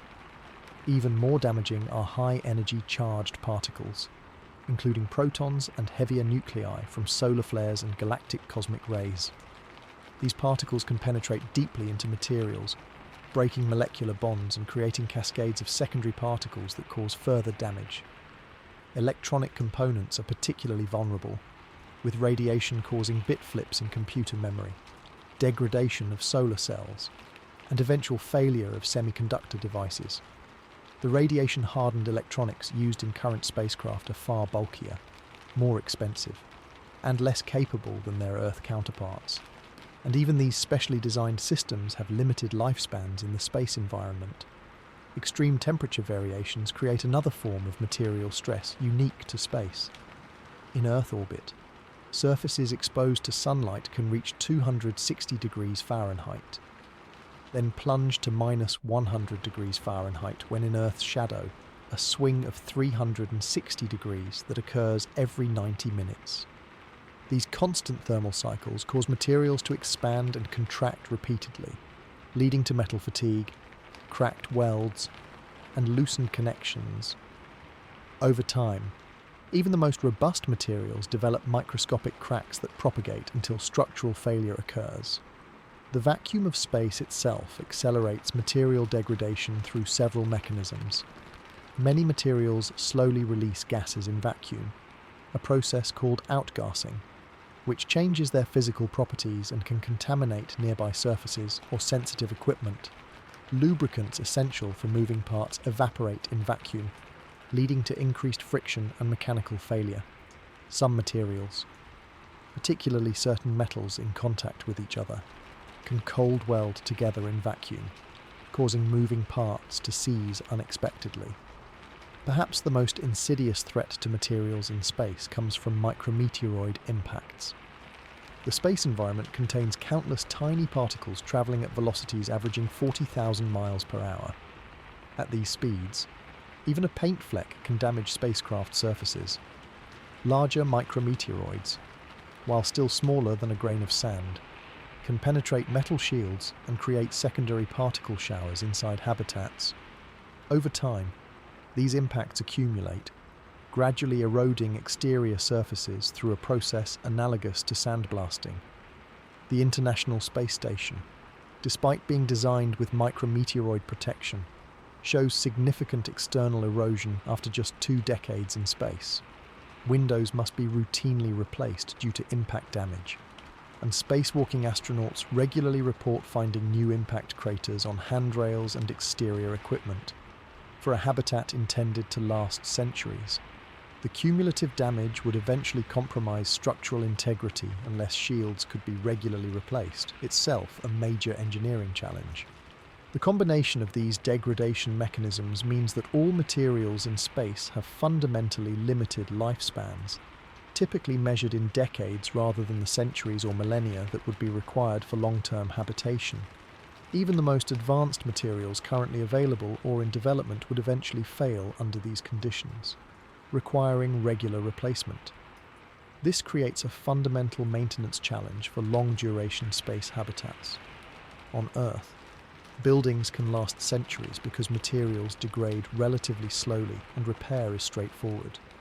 In space, repair becomes enormously more complex. Exterior repairs require spacewalks, which are inherently dangerous and limited by spacesuit life support duration. Interior repairs may require depressurizing sections of the habitat, disrupting normal operations. The tools, spare parts, and materials needed for repairs add significant mass to space missions, increasing costs and logistical complexity. The repair challenge becomes particularly acute for large structures like the rotating habitats previously discussed. Repairing the exterior of a massive rotating structure would require either stopping the rotation, eliminating artificial gravity during repairs, or developing currently non-existent technologies for safely conducting repairs on rotating structures, something that remains dangerous even on Earth with much smaller rotating machinery. Material recycling, often proposed as a solution to resource limitations in space, faces similar challenges. Recycling processes typically degrade material properties with each cycle, particularly for complex materials like composites or alloys. Without regular infusions of fresh materials from Earth or asteroid mining operations, which present their own enormous technical challenges, a closed habitat would experience gradual but inexorable degradation of its material resources. Current spacecraft design approaches rely heavily on redundancy and over-engineering to compensate for material degradation. But this strategy adds mass and complexity while only delaying rather than solving the underlying problem. The International Space Station, our most advanced space habitat, was originally designed for a 15-year lifespan and has been extended to 30 years only through constant maintenance and component replacement from Earth, luxuries that would be unavailable to distant space colonies. Research into self-healing materials offers some promise, but remains in early development stages. These materials can repair minor damage autonomously, but cannot address major structural failures or replace material lost to erosion or outgassing. Similarly, advances in 3D printing technology might eventually allow on-site manufacturing of replacement parts, but these systems would still require raw materials that degrade over time. The fundamental reality is that every spacecraft or habitat ever built has had a limited design life measured in years or decades, not the centuries required for self-sustaining colonies. This isn't simply a matter of inadequate engineering or insufficient investment. It reflects the fundamental hostility of the space environment to physical materials. The constant battle against material degradation creates an inescapable maintenance burden that would consume enormous resources in any space colony, potentially making truly long-term habitation unsustainable. These material limitations mean that space habitats would require constant rebuilding and replacement of components, creating a perpetual construction project that would consume a significant portion of the colony's resources and labour. The vision of establishing permanent, self-sustaining human settlements in space must contend with this uncomfortable reality. In space, nothing we build will last nearly as long as comparable structures on Earth, creating a maintenance burden that may ultimately prove unsustainable for any colony beyond regular resupply from Earth. The material limitations of space habitats highlight another frequently overlooked challenge of space colonization, what scientists call the biomass transport paradox. This fundamental problem arises from a simple but inescapable reality. Creating a self-sustaining human presence beyond Earth requires transporting not just humans and technology, but an entire functioning ecological system to support them. The sheer mass of biological material needed makes this perhaps the most insurmountable logistical challenge of space settlement. When we imagine space colonization, we typically focus on the human inhabitants and their immediate technological needs. However, humans cannot survive in isolation. We exist as part of a complex web of biological relationships with thousands of other species that collectively maintain the environmental conditions we require. These relationships aren't optional luxuries, but fundamental requirements for long-term survival. Consider what would actually be needed to establish even a minimally self-sustaining biological system beyond Earth. At the most basic level, human waste recycling requires specialized microorganisms to break down organic materials and convert them to forms plants can use. A single gram of fertile earth soil contains between 1 and 10 billion bacteria representing thousands of species, along with fungi, protozoa, nematodes, and other organisms that collectively process organic matter. Without this microbial community, waste recycling systems eventually fail as unprocessed materials accumulate and nutrient cycles break down. Plants, essential for food production and oxygen generation, require not just appropriate growing conditions but also their own supporting microbiome. Plant roots depend on mycorrhizal fungi that help extract nutrients from soil, nitrogen-fixing bacteria that convert atmospheric nitrogen into forms plants can use, and various other microorganisms that protect against pathogens and maintain soil structure. A typical healthy plant carries its own microbiome of hundreds of species that collectively weigh more than the plant itself. The human body itself is not a singular organism but a complex ecosystem. The human microbiome consists of trillions of microorganisms representing thousands of species that collectively weigh between 3 and 5 pounds in a typical adult. These microorganisms are essential for digestion, immune function, and even mental health. Studies of isolated environments show that without regular exposure to diverse microbial communities, the human microbiome degrades over time, leading to health problems that can't be solved with technology alone, even with advanced bioregenerative life support systems. Establishing these complex biological relationships in space would require transporting enormous quantities of carefully preserved microorganisms, plant seeds, soil samples, and other biological materials. The mass requirements quickly become staggering when calculated honestly. Estimates suggest that for each human settler, at least several hundred pounds of microbial communities, plant seeds, starter cultures, and biological materials would need to be transported to establish even the most basic self-sustaining biological systems. For a colony of just 1,000 people, far smaller than would be needed for true genetic sustainability, the biological starter package alone would weigh hundreds of thousands of pounds. This doesn't include the growth medium, water, containment systems, and processing equipment needed to establish these biological communities in a space environment. When these supporting systems are included, the mass requirements easily reach millions of pounds, far beyond what our current or near-future launch capabilities can practically transport to destinations beyond Earth orbit. The biomass transport problem becomes even more challenging when considering the need for redundancy and biodiversity. Just as technology requires backup systems, biological systems require redundant species that can fulfill similar ecological functions if primary species fail.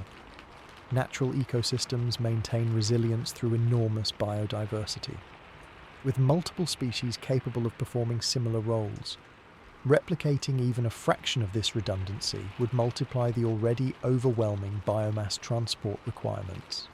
Some space settlement advocates suggest that we could transport minimal biological samples and expand them after arrival, but this approach faces its own critical challenges. Growing biological communities from limited samples requires time, controlled conditions, and extensive infrastructure, all of which must be transported or built before the biological expansion can begin. The chicken and egg problem becomes apparent. You need a functioning ecosystem to support humans, but you need humans to build and maintain the systems needed to establish that ecosystem. The genetic diversity problem compounds these challenges further.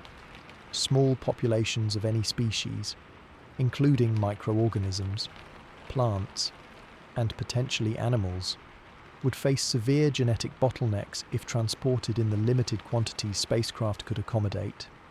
Over generations, these bottlenecks lead to reduced adaptability, increased vulnerability to pathogens, and eventual population collapse. Earth's biodiversity represents billions of years of evolutionary development that cannot be replicated from small samples without significant genetic degradation. Advanced biotechnology, including synthetic biology and DNA storage, is sometimes proposed as a solution to reduce physical transport requirements. In theory, organisms could be printed from stored genetic information after arrival. However, this approach remains largely theoretical. Current synthetic biology can create simple organisms with minimal genomes, but cannot recreate the complex, interdependent communities of thousands of species needed for functional ecosystems. The technology to synthesize complex organisms from digital information remains decades or centuries away, if achievable at all. The biomass transport paradox creates a fundamental scaling problem for space settlement. Small research stations can rely on regular resupply from Earth, and minimal closed-loop experiments might be possible with limited transported biomass. But truly, self-sustaining settlements would require biological complexity approaching Earth's ecosystems, complexity that cannot be transported in sufficient quantities to establish resilient, self-maintaining biological systems beyond Earth. This biological reality creates another fundamental limitation for space settlement that's rarely acknowledged in popular discussions.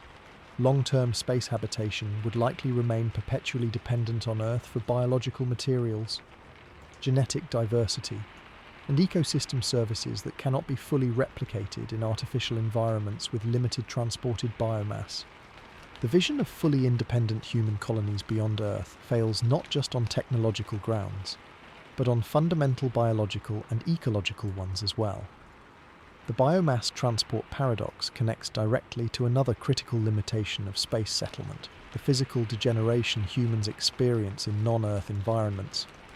While we've touched on some physiological challenges earlier, the full implications of long-term physical degradation in space deserve deeper examination, as they may ultimately prove just as limiting as any technological constraint. The human body begins to change almost immediately upon leaving Earth's gravity. Within hours, fluid shifts toward the head, causing the characteristic puffy-faced appearance of astronauts in space. This fluid shift increases pressure in the skull, potentially causing lasting damage to the eyes and optic nerve. After just 6 months in microgravity, many astronauts develop a condition called Spaceflight-Associated Neuroocular Syndrome, SANS, with symptoms including flattened eyeballs, swollen optic nerves, and vision changes that sometimes persist after return to Earth. Bone loss in microgravity occurs at approximately 1 to 2% per month, primarily affecting weight-bearing bones like the spine, pelvis, and legs. This rate is roughly 10 times faster than severe osteoporosis on Earth. Even with 2 to 3 hours of dedicated exercise daily, far more than typical Earth exercise regimens, astronauts cannot fully prevent this deterioration. After 6-month missions, astronauts typically show bone density losses of up to 10 to 15% in some skeletal regions. While some recovery occurs after returning to Earth, studies show that even after 1 year, bone structure and density don't fully return to pre-flight levels. Muscle atrophy follows a similar pattern, with astronauts losing up to 20% of muscle mass during 6-month missions despite aggressive countermeasures. The muscle loss affects not just limbs, but also critical core muscles that maintain posture and support internal organs.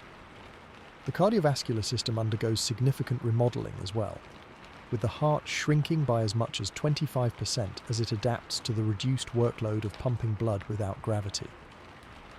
These changes might be acceptable for short missions with return to Earth, but for permanent settlement, they represent a progressive degenerative process that current countermeasures cannot fully prevent. The exercise regimens currently used on the International Space Station require expensive, specialized equipment and consume 2 to 3 hours daily per astronaut, resources and time that would be difficult to sustain in larger colonies with other survival priorities. The implications for reproduction and child development in reduced gravity environments raise even more serious concerns. No human pregnancy has yet occurred in space, but animal studies show disturbing results. Experiments with rats and mice in microgravity reveal problems with fertilization, embryonic development, and fetal growth, developmental processes that depend on gravity, including proper bone formation and neural development, show significant abnormalities in microgravity conditions. Children born and raised in reduced gravity would develop bodies fundamentally different from those on Earth. Their bones would grow longer but weaker, with less mineral density. Their cardiovascular systems would develop without the resistance training that gravity provides.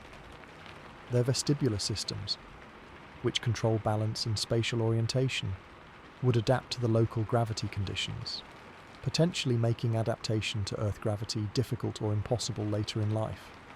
These developmental differences create a troubling possibility. Humans born in low-gravity environments might become physically incapable of ever visiting Earth. The higher gravity would place unsustainable stress on their weaker bones and cardiovascular systems, effectively trapping them in the environment of their birth. This raises profound ethical questions about creating human settlements where children would develop bodies incompatible with their ancestral home planet. The immune system degradation observed in space creates additional long-term health concerns. Studies consistently show altered immune function during spaceflight, with some components becoming hyperactive while others are suppressed. This dysregulation increases susceptibility to infections and may contribute to the reactivation of latent viruses observed in astronauts. For long-term settlers, persistent immune dysfunction could lead to increased cancer rates, chronic infections, and autoimmune disorders that would strain limited medical resources. Radiation exposure compounds these physical challenges by causing cumulative damage to DNA and cellular structures, unlike the acute effects of radiation sickness, which occur at high doses. The chronic low-dose radiation exposure in space causes subtle damage that accumulates over years. This damage manifests as increased cancer risk, cardiovascular disease, cognitive decline, and accelerated aging at the cellular level. Current estimates suggest that even with substantial shielding, Mars colonists would face significantly increased lifetime cancer risks and accelerated aging compared to Earth residents. The combined effects of these degenerative processes would likely reduce both lifespan and health span, years of healthy life, for permanent space settlers. Medical conditions that are manageable on Earth with specialist care and advanced facilities would become life-threatening in remote space colonies with limited medical resources. Specialized treatments, surgical interventions, and diagnostic tools that terrestrial medicine takes for granted would be unavailable or severely constrained beyond Earth. The psychological impact of watching one's body progressively deteriorate despite best efforts should not be underestimated. Astronauts returning from 6-month missions often describe the physical rehabilitation process as grueling and frustrating. For permanent settlers without the prospect of returning to Earth's healing gravity, the knowledge that their bodies are slowly but inexorably degrading would create significant psychological burden beyond the other stresses of space habitation. Artificial gravity through rotation, as discussed earlier, might theoretically address some of these physiological challenges. However, the engineering limitations of rotating habitats, combined with the Coriolis effects that cause discomfort at practical rotation sizes, mean that most proposed space habitats would likely provide either partial gravity, less than Earth's, or gravity in limited habitat sections only. Neither approach would fully prevent the degenerative processes observed in reduced gravity environments. Some enthusiasts suggest that genetic engineering or pharmaceutical interventions might eventually solve these physiological challenges. While such technologies might mitigate certain specific effects, the comprehensive redesign of human physiology needed to thrive permanently in non-Earth environments would require fundamental changes to thousands of interconnected biological systems that evolved specifically for Earth conditions over millions of years. Such radical bioengineering remains firmly in the realm of speculation rather than near-term possibility. The unavoidable conclusion is that the human body, exquisitely adapted to Earth conditions through evolution, faces irreversible degenerative processes when removed from its native environment for extended periods, while short missions with return to Earth remain feasible. Permanent settlement would mean accepting progressive physical deterioration that current countermeasures cannot fully prevent. This biological reality creates another fundamental barrier to large-scale, long-term human presence beyond Earth, not because space habitats are technologically impossible, but because the human body itself resists adaptation to environments radically different from those that shaped our evolution. The physical limitations of the human body in space environments point to a sobering reality. We evolved specifically for conditions on Earth, not for life on other worlds. This biological specificity becomes even more relevant when we consider another common misconception in discussions about humanity's cosmic future: the illusion of abundant habitable planets waiting for human settlement. Popular media frequently reports on discoveries of Earth-like planets in other star systems, creating an impression that the galaxy is filled with potential new homes for humanity. The scientific reality, however, is far more nuanced and significantly less optimistic. The term habitable planet, as used in astronomical research, has a very specific and limited meaning that's often lost in popular reporting. When astronomers describe an exoplanet as potentially habitable, they're typically referring only to what's called the habitable zone, the orbital distance from a star where temperatures might allow liquid water to exist on a rocky planet's surface. This single criterion ignores countless other factors essential for true human habitability. Even within our own solar system, Venus and Mars both technically orbit within or near the Sun's habitable zone, yet both are utterly hostile to human life. Venus has surface temperatures hot enough to melt lead and an atmosphere of pressurized carbon dioxide and sulfuric acid. Mars has a tenuous atmosphere that provides almost no protection from radiation, temperatures that swing wildly between freezing and deeply cold, and soil containing toxic compounds like perchlorates. The habitable zone criterion alone clearly fails to identify truly habitable worlds even in our immediate cosmic neighbourhood. When astronomers announce the discovery of Earth-sized planets in habitable zones, they're typically detecting objects through indirect methods that reveal only the most basic parameters: approximate size, dot, mass, and orbital distance. These methods cannot determine atmospheric composition, surface conditions, presence of water, geological activity, or any of the countless other factors critical for human habitability. The atmospheric composition of a truly habitable planet would need to be remarkably Earth-like. Oxygen, at approximately 21%, is essential for human respiration. Yet free oxygen at these levels is not a natural condition for planets. It exists on Earth only because billions of years of plant and bacterial photosynthesis continuously replenish it against geological processes that would otherwise remove it. Without a robust biosphere already producing oxygen, a planet would likely have a reducing atmosphere dominated by carbon dioxide, methane, or other gases toxic to humans. The presence of a strong magnetic field represents another critical habitability factor rarely considered in exoplanet announcements. Earth's magnetic field shields our atmosphere and surface from solar radiation and prevents atmospheric loss to space. Mars once had a thicker atmosphere but lost most of it after its magnetic field failed billions of years ago.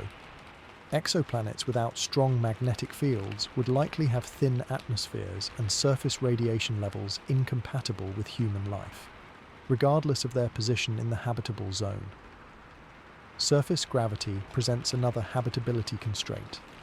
A planet with 15% more mass than Earth could have a surface gravity too strong for comfortable human habitation, stressing the cardiovascular system and skeletal structure.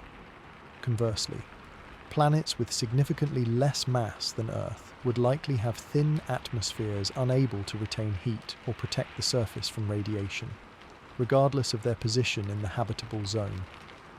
The chemical environment of truly habitable planets must also fall within narrow parameters.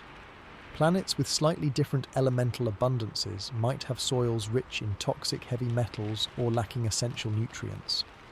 Water chemistry, including pH levels and dissolved mineral content, would need to fall within ranges compatible with human biochemistry. Even slight deviations could render otherwise promising planets effectively poisonous to human settlers. Geological activity represents another often overlooked habitability requirement. Earth's plate tectonics and volcanic activity play crucial roles in regulating atmospheric composition, recycling nutrients, and maintaining our planet's carbon cycle. Without similar geological processes, a planet might initially appear habitable, but would be unable to maintain stable conditions over the timescales needed for settlement. Perhaps most critically, the radiation environment of other star systems may fundamentally limit habitability, regardless of planetary conditions. Many exoplanets orbit red dwarf stars, which are smaller and cooler than our Sun, but prone to frequent, powerful flares that would sterilize the surfaces of planets in their habitable zones.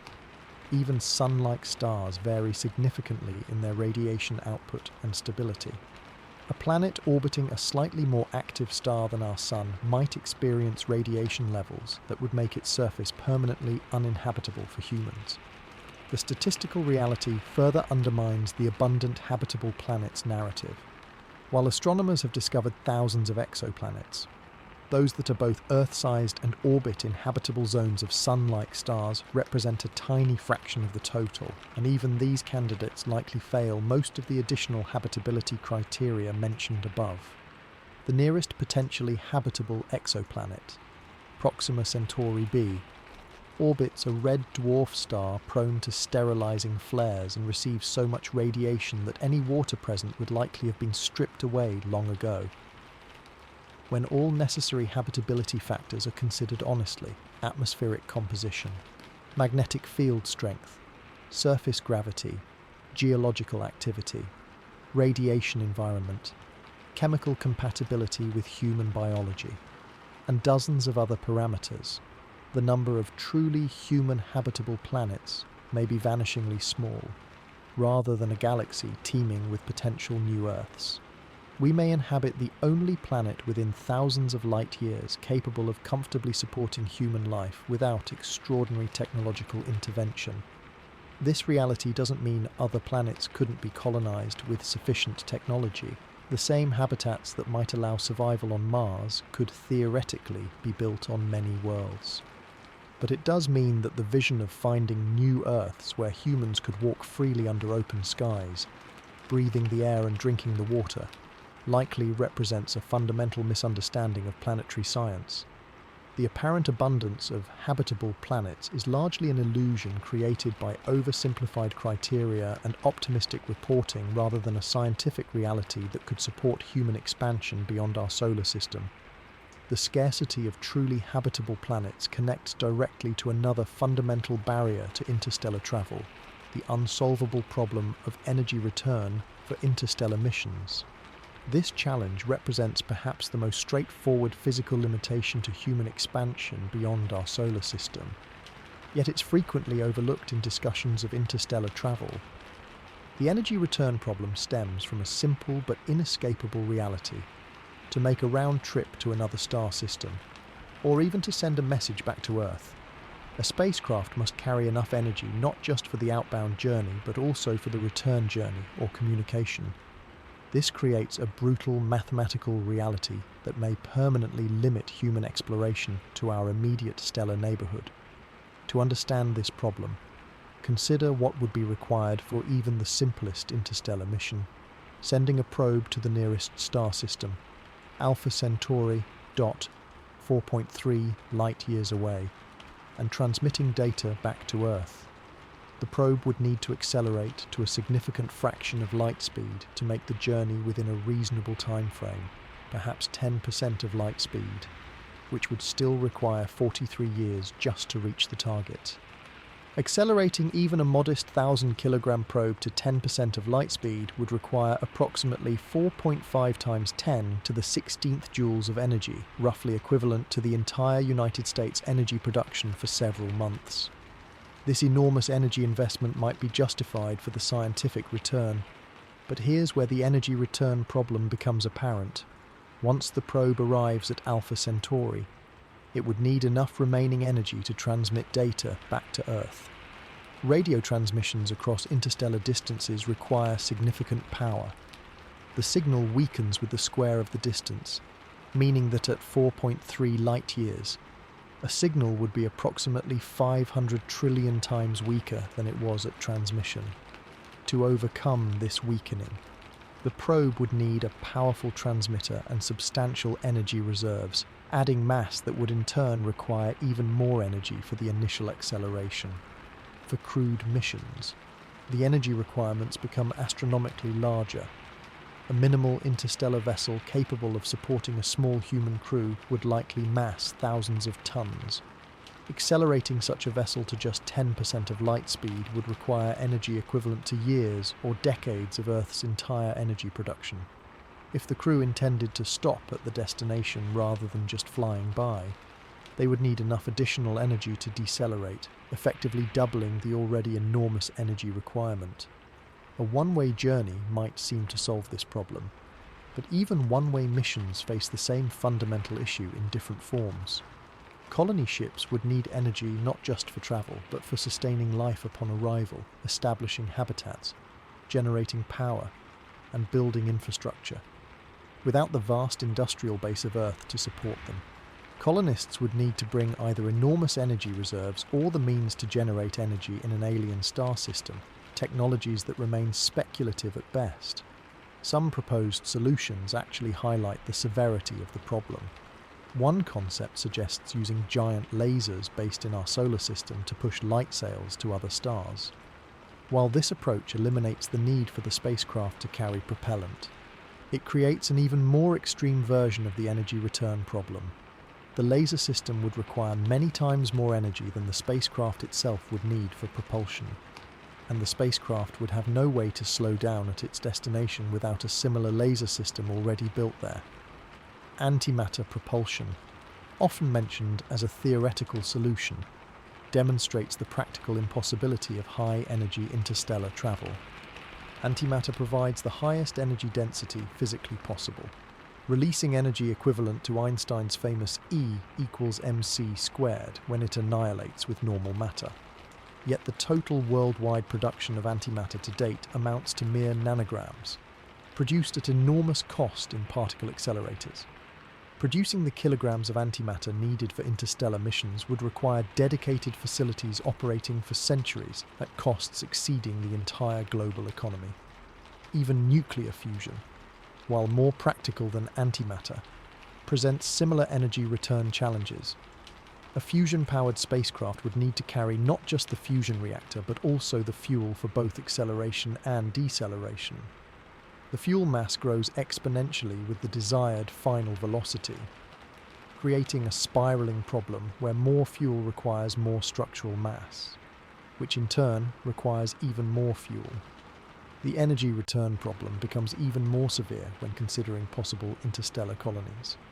For such colonies to remain connected to human civilization, they would need regular communication and eventually transport between star systems. Each communication or transport mission would face the same energy constraints, requiring enormous energy investments for relatively minimal returns. Without faster-than-light travel or communication, both of which appear to be physically impossible based on our current understanding of physics, interstellar colonies would be effectively isolated from Earth, developing as separate civilizations with minimal interaction. For human expansion beyond our solar system to be practically possible, we would need either energy sources of unprecedented scale and efficiency or propulsion technologies that somehow circumvent the known laws of physics. Neither prospect seems likely based on our current scientific understanding. The energy requirements for meaningful interstellar travel are so enormous, and the physical constraints so fundamental, that they may represent an absolute barrier to human expansion beyond our solar system. This energy constraint doesn't mean robotic probes or even one-way missions are physically impossible, just that they would require energy investments so vast, for returns so limited and delayed, that they may never be practical undertakings for any civilization without godlike energy resources. The math of interstellar travel, particularly the energy return problem, suggests that while we may eventually send small probes to nearby stars, meaningful human presence beyond our solar system likely remains permanently beyond our reach. The combination of these factors, the scarcity of truly habitable worlds and the prohibitive energy requirements of reaching them, creates a sobering picture of humanity's cosmic future that contrasts sharply with popular science fiction narratives, rather than a destiny among the stars. Humanity's future may be permanently bound to our solar system, and perhaps primarily to Earth itself, not because we lack imagination or ambition, but because of fundamental physical and biological constraints that no amount of technological advancement can overcome. Beyond the physical and energy constraints of interstellar travel lie equally significant barriers that are rarely discussed honestly: the profound ethical and philosophical obstacles to long-term space exploration. These challenges aren't merely matters of perspective or values that can be easily dismissed. They represent fundamental questions about human rights, justice, and moral responsibility that any serious space settlement program would need to address. Perhaps the most immediate ethical concern involves the extreme risks of early space colonization missions. The first generations of Mars or interstellar colonists would face dangers and hardships far beyond anything experienced in previous human exploration. Unlike historical colonists on Earth who entered environments already capable of supporting human life, space settlers would depend entirely on complex technological systems for their most basic survival needs. The failure rates of such systems, combined with the impossibility of rescue or evacuation, create a troubling ethical question. Is it morally justifiable to send people on missions where death from equipment failure, radiation exposure, or psychological breakdown is statistically likely, if not virtually guaranteed? This concern becomes even more acute when considering that the first settlers would essentially be experimental subjects testing whether long-term human survival beyond Earth is possible at all. Research ethics on Earth typically require informed consent, minimization of risks, and the ability to withdraw from experiments, none of which would be practically possible for colonists sent to Mars or beyond. The first generations would essentially be sacrificing themselves to test theories about human adaptability to space environments, raising uncomfortable parallels to unethical human experimentation from history. Beyond the risks to initial volunteers, the question of who would ultimately have access to space settlement introduces profound social justice concerns. The enormous costs of space missions mean that only the wealthiest nations or individuals could realistically participate in early settlement efforts. This creates the troubling prospect of space becoming an escape hatch for the privileged, while the majority of humanity remains on a potentially degrading Earth, effectively institutionalizing inequality on a cosmic scale. Even if we assumed broadly distributed access to space settlement, resource allocation questions create another ethical quandary. The resources, both financial and material, required for meaningful space colonization would be astronomical. Those same resources could alternatively address immediate human needs on Earth: poverty, disease, environmental degradation, and countless other pressing problems. This creates a difficult ethical calculus. Is it justifiable to invest vast resources in speculative space settlements that might benefit future generations while current generations suffer from solvable problems? The protection of potential extraterrestrial life raises additional ethical questions that have no easy answers. If Mars or Europa harbour native microbial life, human settlement would likely contaminate and potentially destroy these unique biological systems before we could properly study them.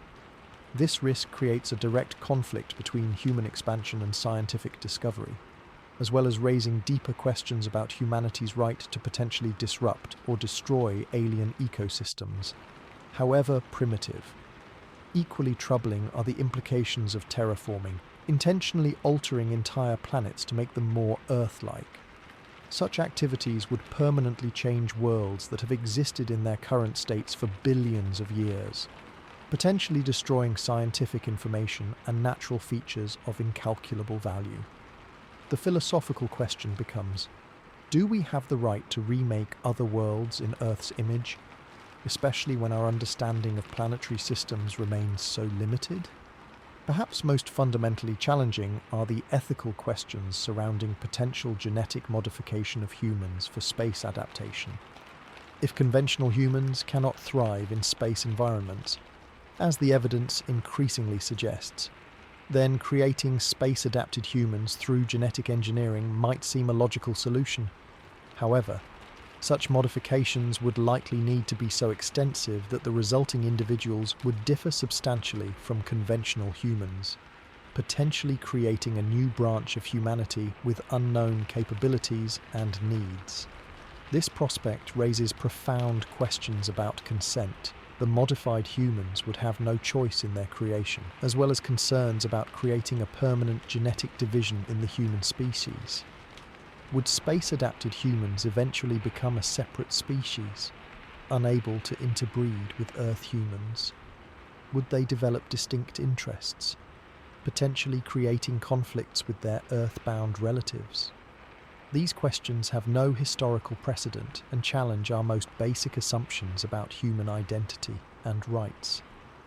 The communication delays inherent in space settlement would create additional ethical challenges, with one-way light time delays ranging from minutes for the Moon to minutes for Mars to years for any interstellar settlements.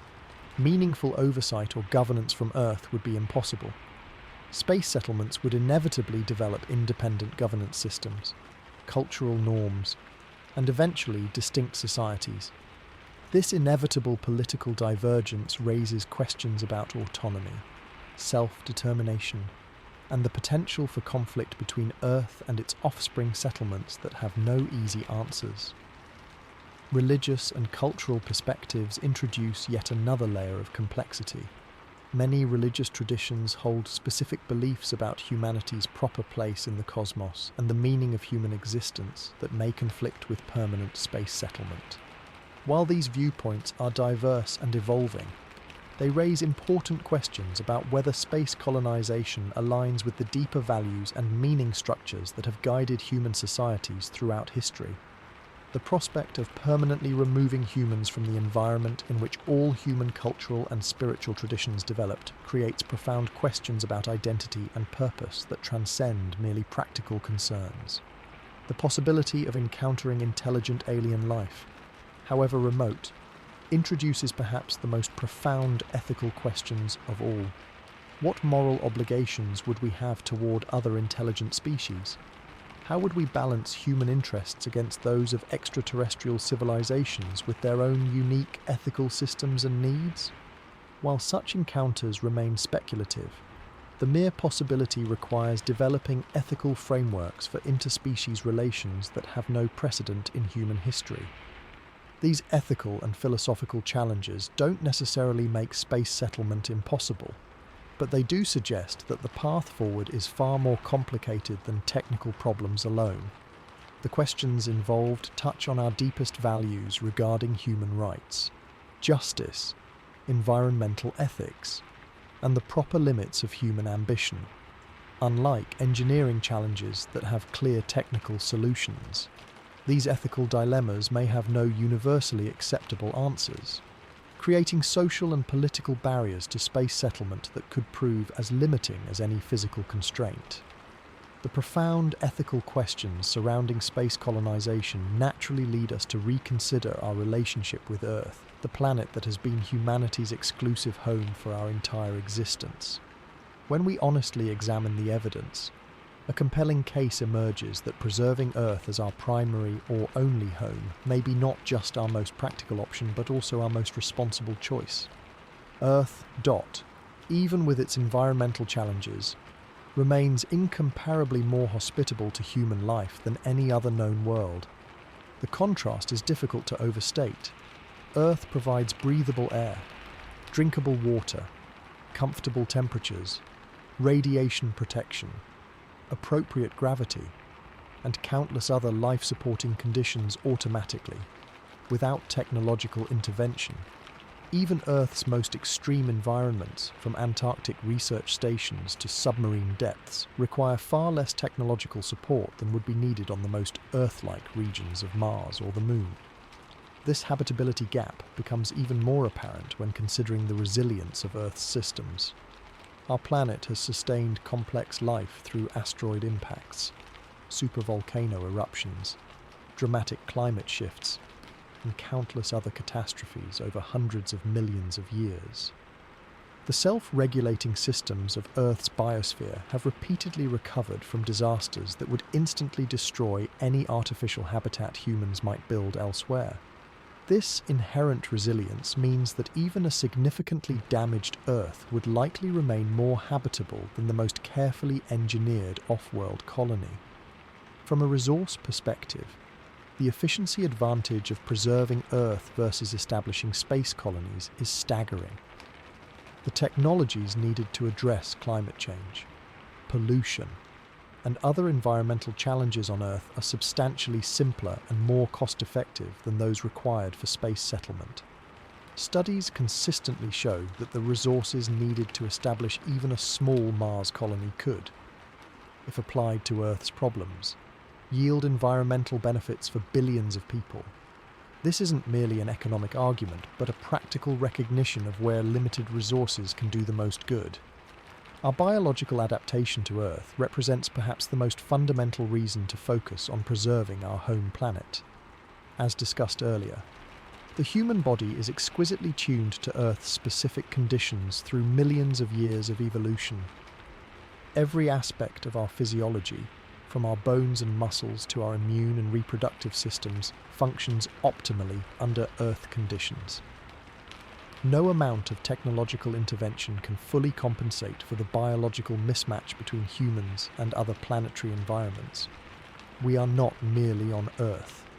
We are of Earth, in a biological sense that cannot be easily engineered away. The complex interconnected systems that support life on Earth, from soil microbiomes to atmospheric regulation to water cycles, represent a level of integrated functionality that human technology cannot replicate. The most advanced life support systems developed for space still achieve only partial closure of material cycles and require constant maintenance and replacement parts. Earth's systems, by contrast, have maintained habitable conditions for billions of years with no human intervention at all. This fundamental difference in complexity and reliability suggests that preserving Earth's natural systems will always be more practical than attempting to engineer replacements elsewhere. Our psychological and cultural connection to Earth adds another dimension to this reality. Humans evolved with innate psychological responses to natural environments, from the calming effect of flowing water to the sense of awe inspired by natural landscapes. Studies consistently show that exposure to nature improves mental health, reduces stress, and enhances cognitive function. These psychological needs aren't superficial preferences, but fundamental aspects of human psychology that artificial environments struggle to satisfy. The sensory richness of Earth, its sounds, smells, textures, and vistas, feeds something essential in the human psyche that sterile habitats cannot replicate. Perhaps most importantly, focusing on Earth preservation avoids the dangerous moral hazard created by the backup planet narrative. The idea that humanity can simply move to another world if Earth becomes uninhabitable creates a psychological permission structure that potentially undermines environmental protection efforts. If we believe escape is possible, we may be less motivated to address the difficult but solvable problems facing our home planet. This narrative also tends to benefit those with the resources to potentially escape, while disadvantaging the majority of humanity who would have no realistic prospect of leaving Earth regardless of its condition. The technologies developed for space exploration can actually serve Earth preservation rather than competing with it. Remote sensing satellites provide crucial data for monitoring climate change, deforestation, and other environmental challenges. Materials and systems designed for space habitats often find applications in creating more sustainable technologies on Earth. The closed system thinking required for space habitation has already influenced more sustainable approaches to resource use on Earth. This synergy suggests that a space program focused on Earth observation and sustainable technology development, rather than human settlement beyond Earth, could better serve humanity's long-term interests. Even in worst-case scenarios involving truly catastrophic events on Earth, the evidence suggests that preserving and restoring human civilization on a damaged Earth would be far more feasible than establishing self-sustaining colonies elsewhere. Earth after a nuclear war, asteroid impact, or severe climate change would still have breathable air, accessible water, and numerous resources that would be entirely absent on Mars or the Moon. The infrastructure and knowledge needed to rebuild would be more accessible, and the environmental conditions would remain fundamentally compatible with human biology in ways that other worlds never could be. This focus on Earth preservation doesn't mean abandoning space exploration entirely.